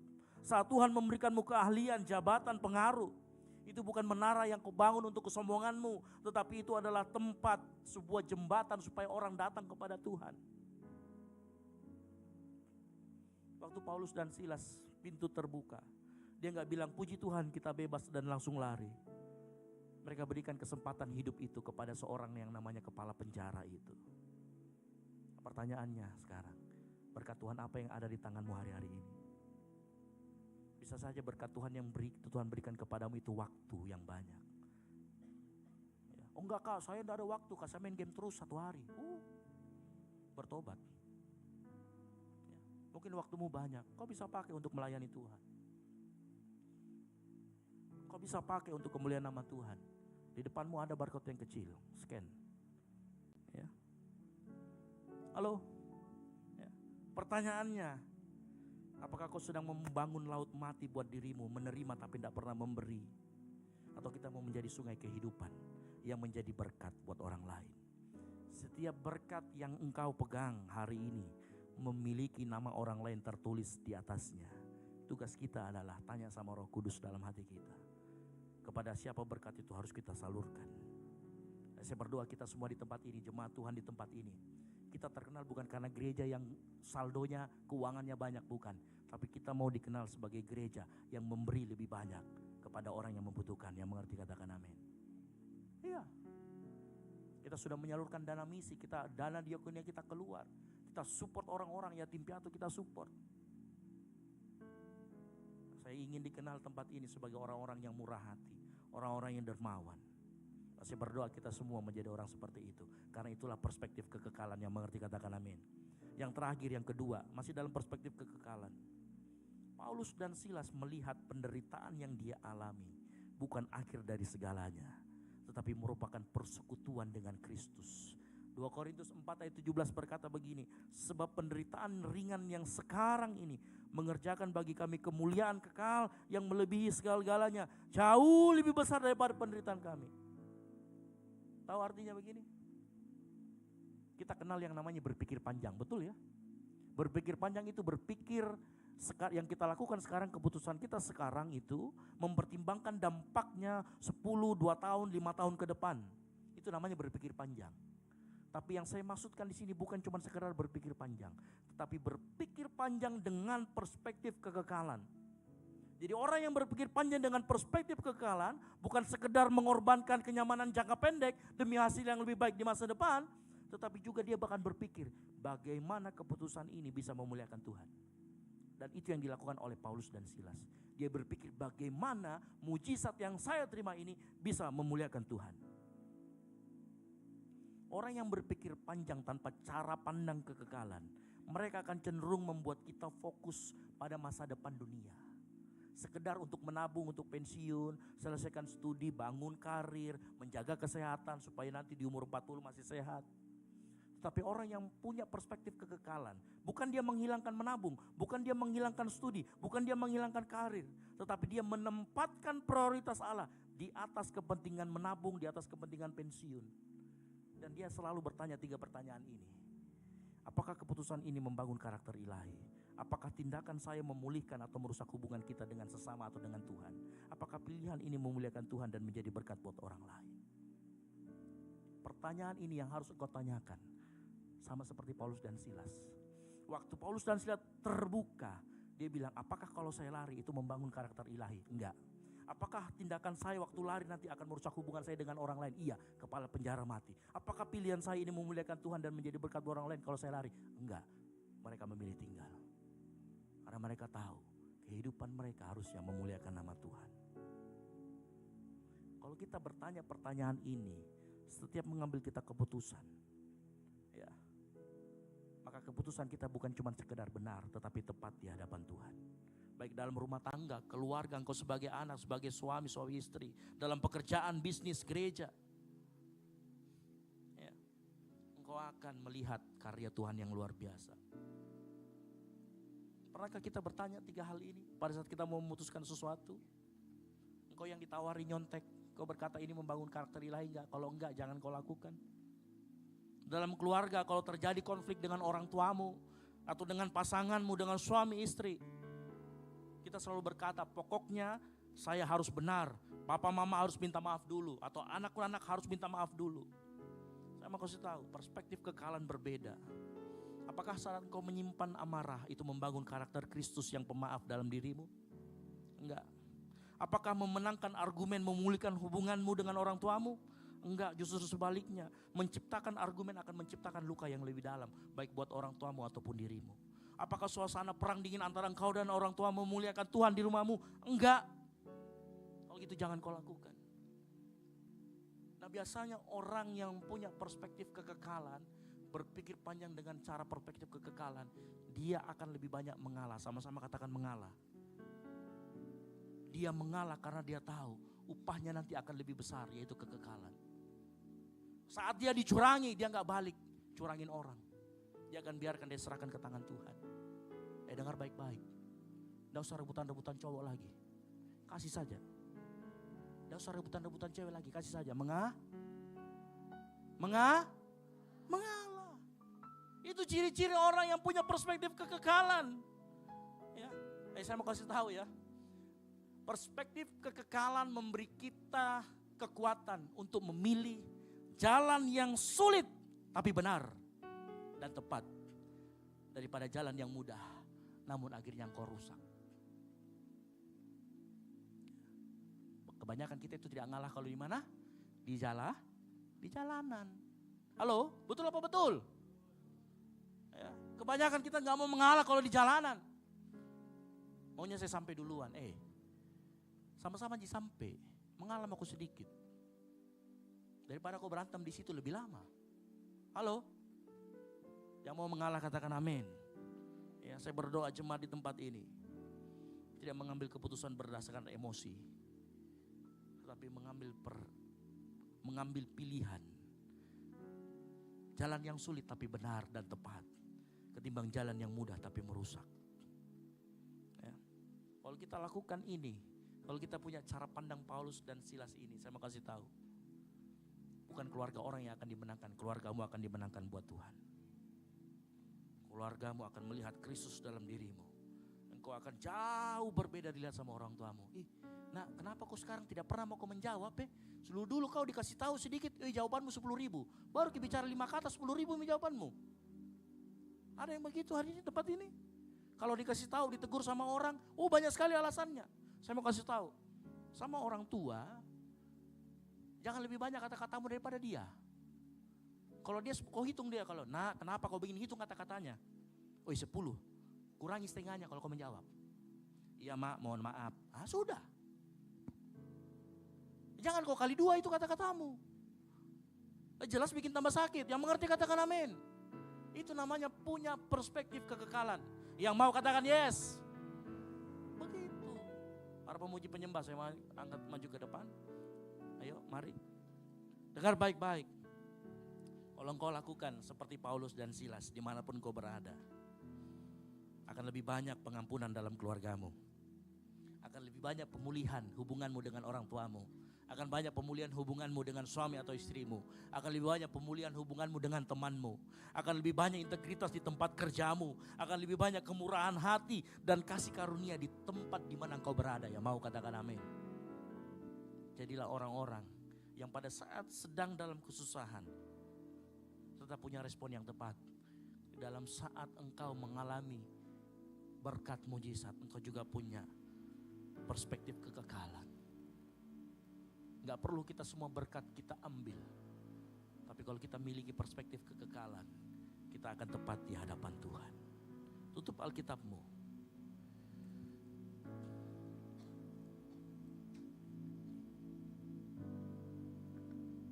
Amin. Mari kita angkat hati kita.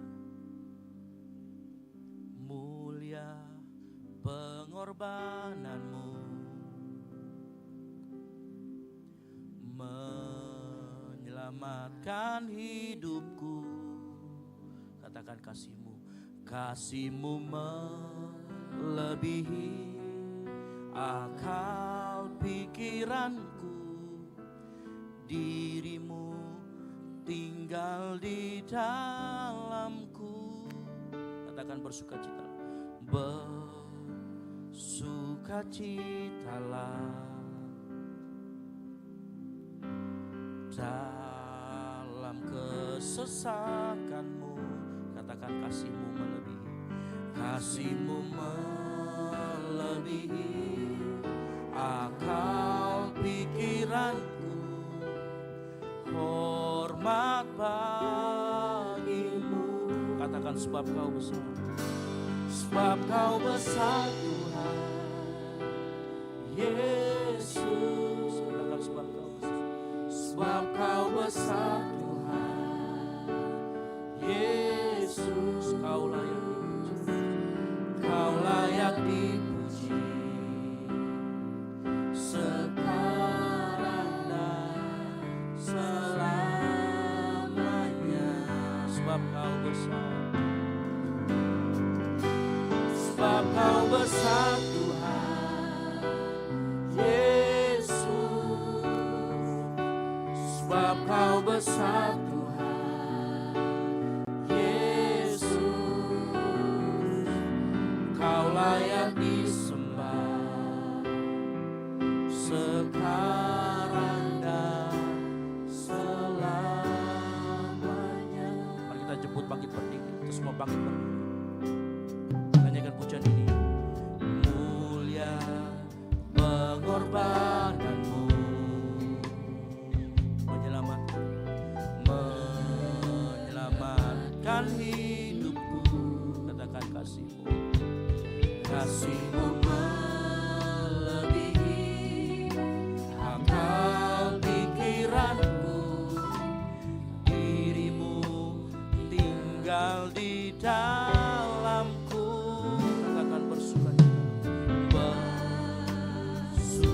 sukacitalah. Katakan dalam kesesakan. Dalam kesesakanku. Katakan kasihmu. Kasihmu melebihi akal pikiranku. Katakan hormat bagimu. Katakan sebab kau besar. Sebab kau besar Tuhan Yesus. Sebab kau besar.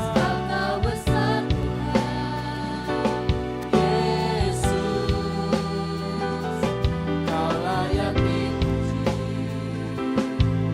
sekarang dan selamanya.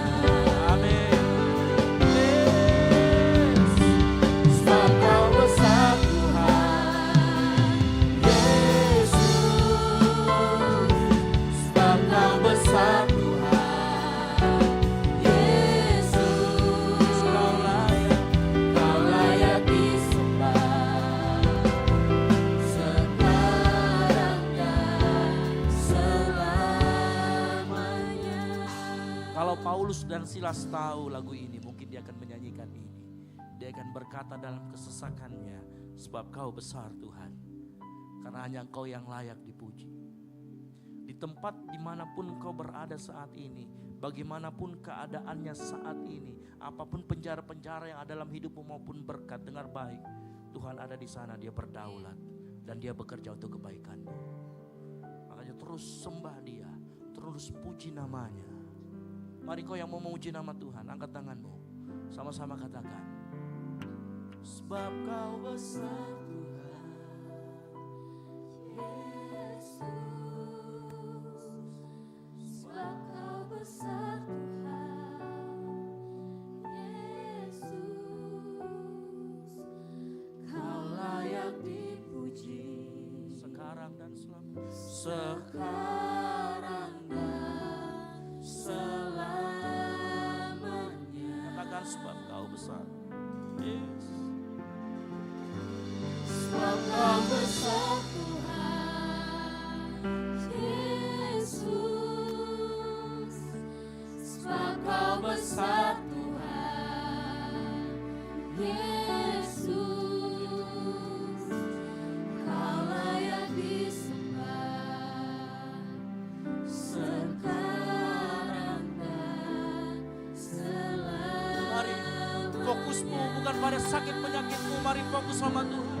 Sebab kau besar, sebab kau besar Tuhan Yesus, namamu ditinggikan. Sebab kau besar Tuhan Yesus, kau layak dipuji, kau layak dipuji sekarang dan selamanya. Sebab kau besar, sebab kau besar Tuhan Yesus, sebab kau besar Tuhan Yesus, kau layak disembah, kau layak disembah sekarang dan selamanya. Sama-sama katakan sebab kau besar Tuhan Yesus, sebab kau besar, sebab kau besar Tuhan Yesus, kau layak dipuji sekarang dan selamanya. Sebab kau besar, sebab kau besar Tuhan Yesus, sebab kau besar Tuhan Yesus, kau layak disembah sekarang dan selamanya. Tiba saatnya kita akan bersekutu dengan tubuh dan darah Kristus. Sebelum kau siapkan roti dan anggur, Mungkin hari-hari ini kita ada konflik dengan orang tua kita. Kita mungkin sempat mengumpat mereka. Kita mungkin berkata tidak baik kepada mereka ataupun di belakang mereka. Mungkin sama temanmu engkau ada konflik, kau bikin kesalahan dengan temanmu. Mari di tempat ini sebelum kita masuk dengan persekutuan dengan tubuh dan darah Kristus, engkau minta ampun di hadapan Tuhan. Ngomong sama Tuhan, Tuhan layakkan kami Tuhan. Ampuni kami Tuhan, mungkin kami salah kepada orang tua kami, kepada suami atau istri kami Tuhan, atau kepada teman kami. Kami tidak sengaja melakukannya Tuhan, atau bahkan kami pun sengaja Tuhan, karena kami emosi sesaat. Ampuni kami Tuhan. Ngomong sama Tuhan, minta ampun sama Tuhan sebelum engkau menerima tubuh dan darah Kristus. Karena firman Tuhan berkata, karena barang siapa makan dan tubuh tanpa mengakui tubuh Tuhan, yang mendatangkan hukuman atas dirinya. Mengakui tubuh Tuhan, engkau mengaku juga dosamu di hadapan Dia. Minta ampun sama Tuhan saat ini. Minta Tuhan melayakkan hidupmu untuk menerima tubuh dan darah Kristus. Mari sambil kau siapkan roti di tangan kananmu.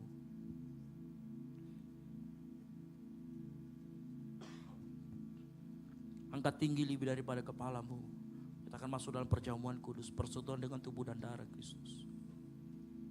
Dengarkan firman Tuhan, sebab apa yang telah kuteruskan kepadamu telah aku terima dari Tuhan, yaitu bahwa Tuhan Yesus pada malam waktu Ia diserahkan mengambil roti, dan sesudah itu Ia mengucap syukur atasnya. Ia memecah-mecahkannya dan berkata, inilah tubuhku yang diserahkan bagi kamu, perbuatlah ini menjadi peringatan akan aku. Percayakah kita roti yang ada di tangan kita adalah persekutuan kita dengan tubuh Kristus untuk menebus dosa-dosa kita.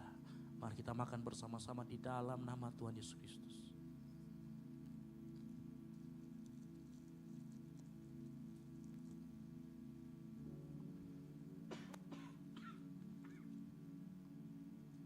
Siapkan anggur. Cawan di tangan kananmu angkat lebih tinggi dari kepalamu. Dengarkan firman Tuhan. Demikian juga Ia mengambil cawan sesudah makan lalu berkata, cawan ini adalah perjanjian baru yang dimateraikan oleh darahku. Perbuatlah ini setiap kali kamu meminumnya menjadi peringatan akan aku. Percayakah kita, anggur yang ada di tangan kanan kita adalah persekutuan kita dengan darah Kristus yang Dia menebus kita 2000 tahun lalu. Mari kita minum bersama-sama di dalam nama Tuhan Yesus Kristus.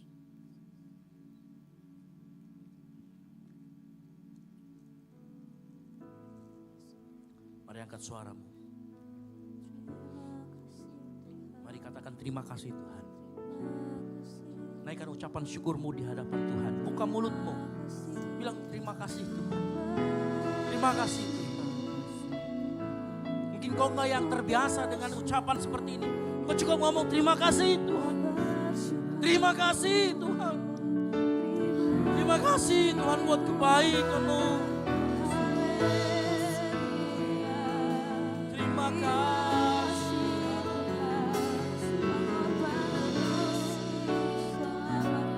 Yes, angkat suaramu. Katakan thank you Jesus. Terima kasih buat pengorbanan-Mu. Terima kasih buat kasih setia-Mu yang melimpah dalam kehidupan kami. Yes. Katakan terima kasih. Amin.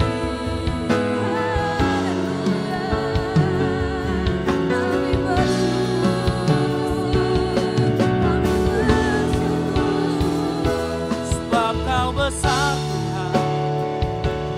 Yesus, katakan sebab Kau besar. Sebab Kau besar Tuhan.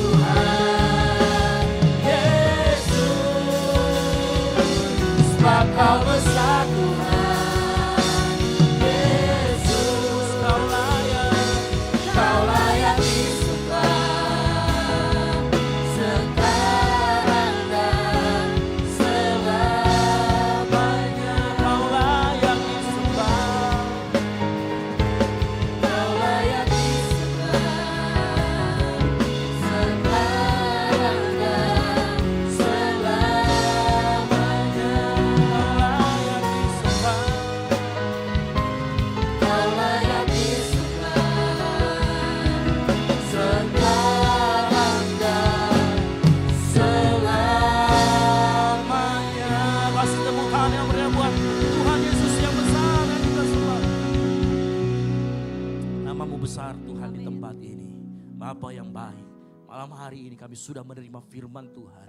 Dan firman Tuhan itu menegur kami, mengkalibrasi hati kami sehingga kami keluar dari tempat ini. Kami bukan orang yang sama lagi. Kami menerima penyingkapan dari firman Tuhan. Kami juga bersyukur buat persekutuan dengan tubuh dan darah Kristus yang mengingatkan kami betapa Engkau mengasihi kami, betapa Engkau menjaga kami.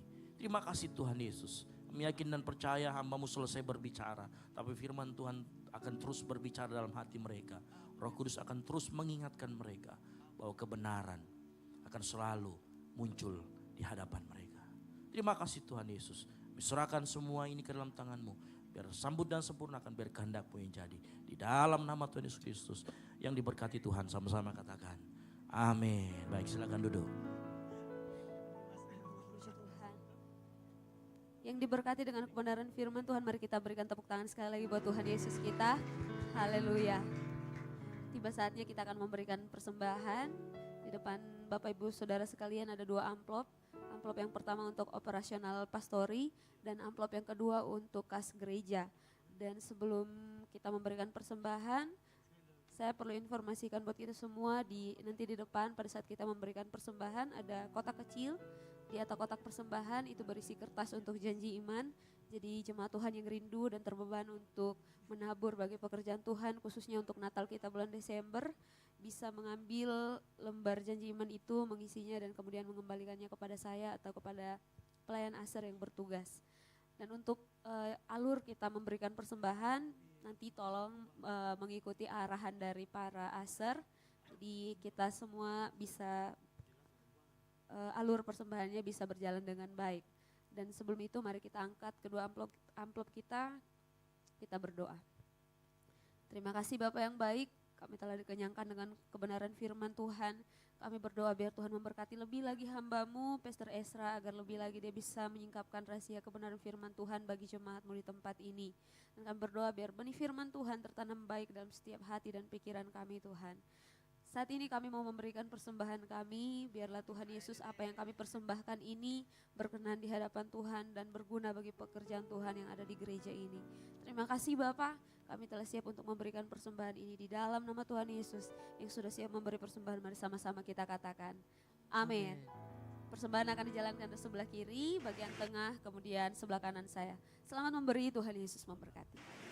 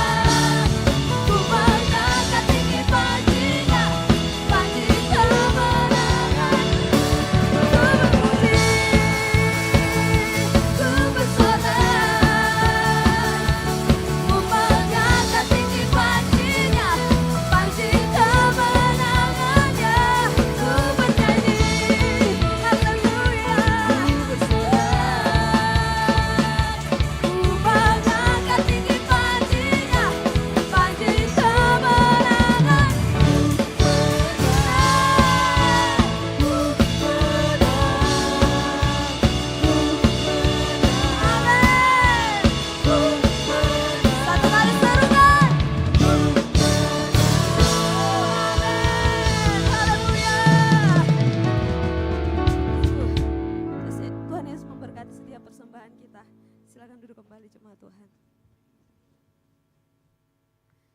Kita akan mendengarkan informasi mengenai kegiatan gereja kita selama sepekan. Kepada tim multimedia disilakan.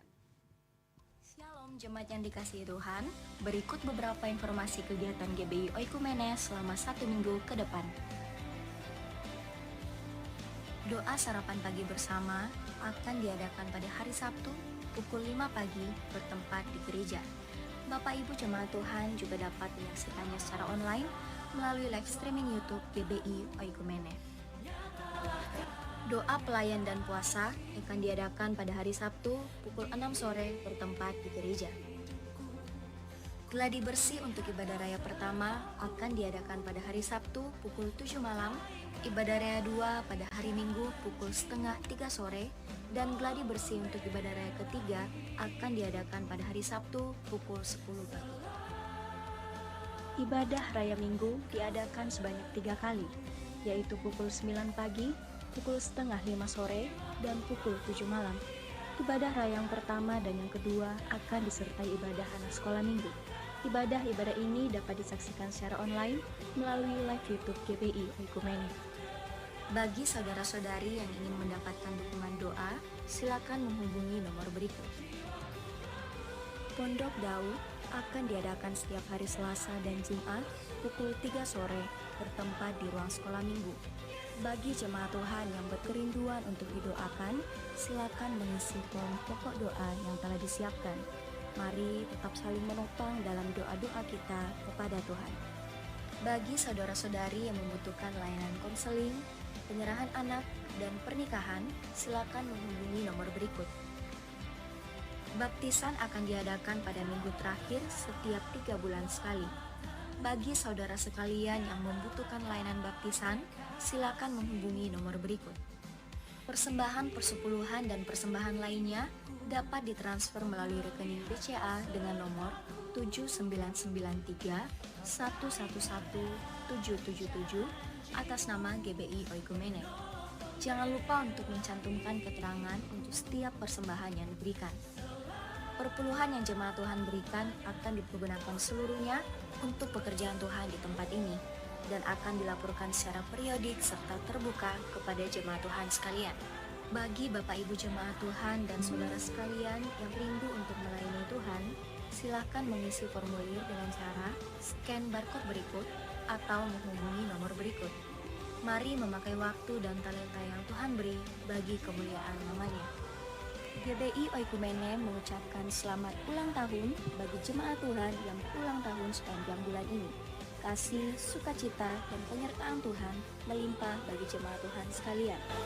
Demikian informasi mengenai kegiatan GBI Oikumene selama sepekan. Selamat hari Minggu, Tuhan Yesus memberkati. Puji Tuhan, ada beberapa pengumuman tambahan buat kita semua. Yang pertama-tama kami ucapkan selamat datang buat jemaat Tuhan yang baru pertama kali hadir di GBI Oikumene. Apabila jemaat Tuhan yang belum memiliki gereja tetap di Makassar, untuk bertumbuh, kami sangat terbuka buat kita semua, mari bertumbuh bersama dengan kami. Dan di sebelah kiri kanan Bapak Ibu jemaat Tuhan sekalian ada para aser, pelayan aser, mereka membawa lembaran formulir untuk selamat datang kita yang baru pertama kali hadir di tempat ini. Sebab itu jangan ragu untuk mengambil dan mengisi form selamat datang ini karena kita akan follow up. Dan biar kita bisa punya komunitas untuk bertumbuh bersama. Kemudian Bapak Ibu jemaat Tuhan yang rindu untuk didoakan, ditopang di dalam doa, dalam setiap pergumulan atau apapun yang sementara diusahakan, direncanakan, yang rindu untuk ditopang dalam doa, Bapak Ibu bisa mengambil juga formulir pokok doa yang ada, form pokok doa yang ada di tangan para aser. Nanti kita akan doakan di setiap hari Selasa dan hari Jumat pukul 3 sore di tempat ini. Nah, jangan ragu untuk mengambilnya apabila memang Bapak Ibu jemaat Tuhan sekalian butuh untuk didoakan. Selanjutnya kita panitia pencarian dana Natal sementara melakukan pencarian dana berupa penjualan basar. Jadi penjualan basar. Kita menjual jus dan kebab. Jadi ada kebab harganya 15.000 dan jus 20.000. Jadi Bapak Ibu jemaat Tuhan yang lapar dan mau menabur bagi pekerjaan Tuhan, bisa mengambil makanan dan minuman itu dan ditukarkan dengan uang gitu ya. Selanjutnya Bapak Ibu yang berhari ulang tahun sepanjang bulan Oktober dari tanggal 1 sampai tanggal 31 Oktober bisa maju ke depan, kita akan doakan dan diberikan souvenir hadiah yang telah disediakan dari gereja. Sekali lagi Bapak Ibu jemaat Tuhan yang baru pertama kali hadir pun, yang berhari ulang tahun selama bulan Oktober silakan maju ke depan. Ya, yang berulang tahun sepanjang bulan Oktober silakan maju ke depan. Ayo jangan malu-malu, yang baru pertama kali hadir juga silakan maju ke depan. Yang baru pertama kali hadir ataupun yang sudah berapa kali, walaupun bukan berjemaat di sini, maju saja ke depan, silakan di sini. Ya, oke. Yang berulang tahun mana lagi yang berulang tahun sepanjang bulan Oktober? Yang namanya Oktelin, Octavianus, Oktarina. Ya, maju semuanya. Namamu Jojo, bukan ada Oktanya, kenapa maju-maju juga ini Jojo nih. Sebelah sini, coba geser. Ya, supaya yang lain bisa. Silakan, ada lagi yang berulang tahun sepanjang bulan Oktober. Ada lagi? Ini kurang banyak ini, setengah saya banyak nih. Ada lagi yang berulang tahun? Ayo jangan malu-malu. Panggilan terakhir? Oke, kalau sudah tidak ada, mari kita angkat tangan kita arahkan kepada teman-teman kita yang berulang tahun sepanjang bulan Oktober. Bapa yang baik, kami mengucap syukur buat teman-teman kami yang berulang tahun sepanjang bulan Oktober ini. Hamba berdoa biar kasih karunia Allah dalam kehidupan mereka, di usianya yang mereka bertambah, terus mengalir. Kemanapun mereka pergi, anugerah Allah berjalan di depan mereka. Apapun yang mereka lakukan dengan tangan mereka, Tuhan memberkati. Apapun yang mereka jumpai di kaki mereka, Tuhan menyertai. Kami yakin dan percaya Tuhan, anugerah-Mu selalu besar dalam kehidupan anak-anak-Mu. Yang bertambah usia 1 tahun ini biar bertambah juga kerinduannya untuk semakin kenal dan dekat dengan Tuhan. Sehingga nama Tuhan dipermuliakan dalam kehidupan mereka. Kami bersyukur Tuhan buat teman-teman kami. Di dalam nama Tuhan Yesus Kristus. Yang diberkati Tuhan, sama-sama katakan amin. Umur panjang di tangan kanan, di tangan kiri ada kekayaan dan kehormatan sampai selamanya. Umur panjang di tangan kanan, di tangan kiri ada kekayaan dan kehormatan sampai selamanya.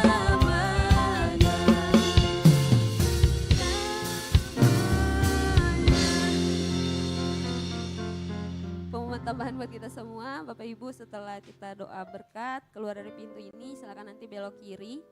Ya kalau mau beli basar dulu baru belok kiri. Kita fellowship di bawah, kita makan dulu baru pulang. Mungkin itu saja saya kembalikan. Baik, puji nama Tuhan, kita akan mengakhiri ibadah kita pada malam hari ini. Saya undang kita untuk bangkit berdiri. Sungguh hanya Kau yang layak dipuji Tuhan. Kami kagum akan kasih-Mu. Ku kagum hormat akan Engkau. Ku kagum hormat akan Engkau. Kau Allah yang layak dipuji. Ku kagum akan Engkau. Ku kagum hormat akan Engkau. Ku kagum hormat akan Engkau. Kau Allah yang layak dipuji. Ku kagum akan Engkau. Mari dengan imanmu, sama-sama kita katakan pujian ini. Ku kagum hormat akan Engkau. Ku kagum hormat akan Engkau. Kau Allah yang layak dipuji. Ku kagum akan Engkau. Sambil mengangkat tangan bagi Tuhan kita. Ku kagum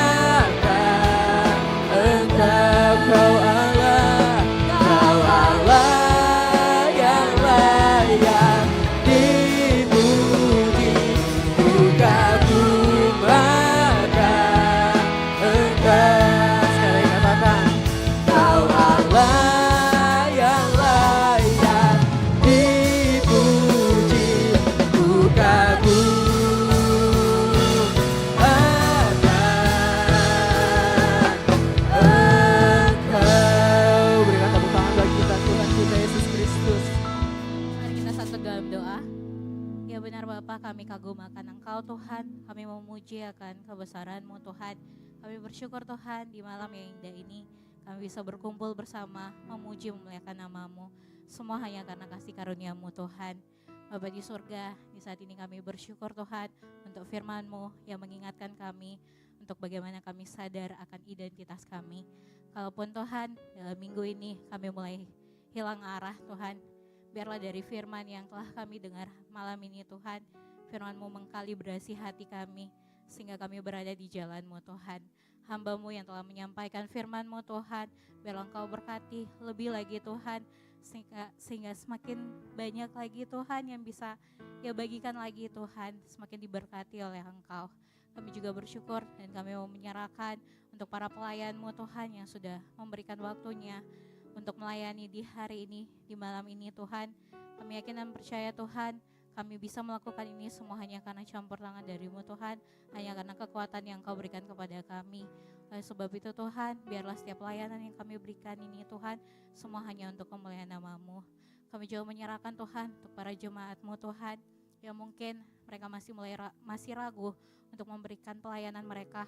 Biarlah Engkau yang meyakinkan iman mereka untuk mau memberikan pelayanan mereka Tuhan, untuk mau menjadi bagian untuk melayani-Mu Tuhan.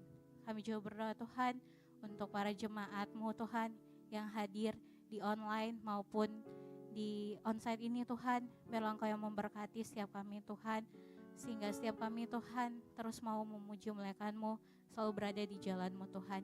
Jika ada jemaat-jemaat yang belum sempat hadir atau bahkan yang lalai Tuhan, yang berbeban berat, kami berdoa di tempat ini Tuhan, biarlah Engkau yang mengangkat setiap beban hidup mereka Tuhan, dan Engkau yang menjadi solusi bagi setiap keputusasaan mereka Tuhan.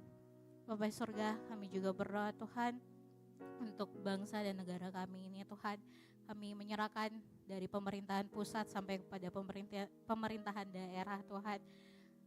Kami menyerahkan kepadamu, biarlah hikmat kebijaksanaan selalu ada bagi setiap anak-anak Tuhan yang ditempatkan juga Tuhan di dalam pemerintahan, sehingga setiap mereka Tuhan dapat bekerja, berpolitik dengan sesuai hikmat daripadamu Tuhan.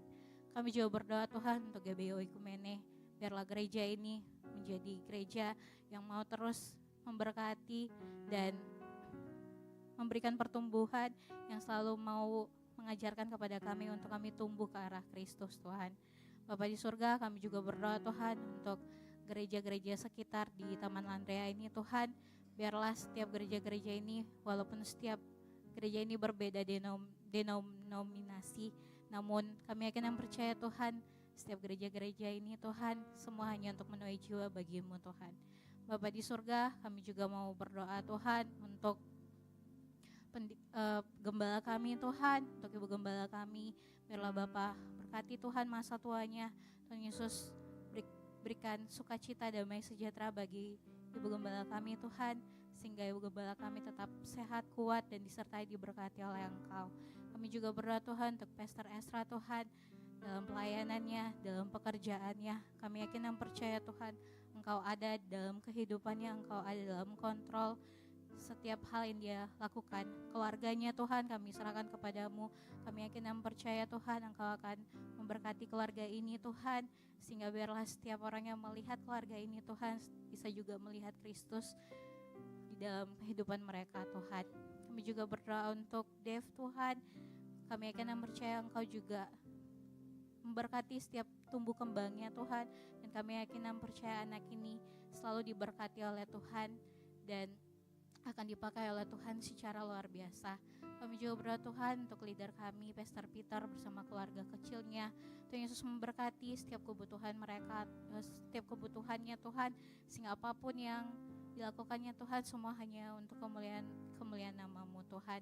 Kami juga berdoa Tuhan untuk keluarga kami, dimanapun mereka berada Tuhan, Engkau yang memberkati setiap pekerjaan, setiap apapun yang dilakukan oleh keluarga kami, orang tua kami, sehingga mereka berada dalam naungan kasih-Mu Tuhan.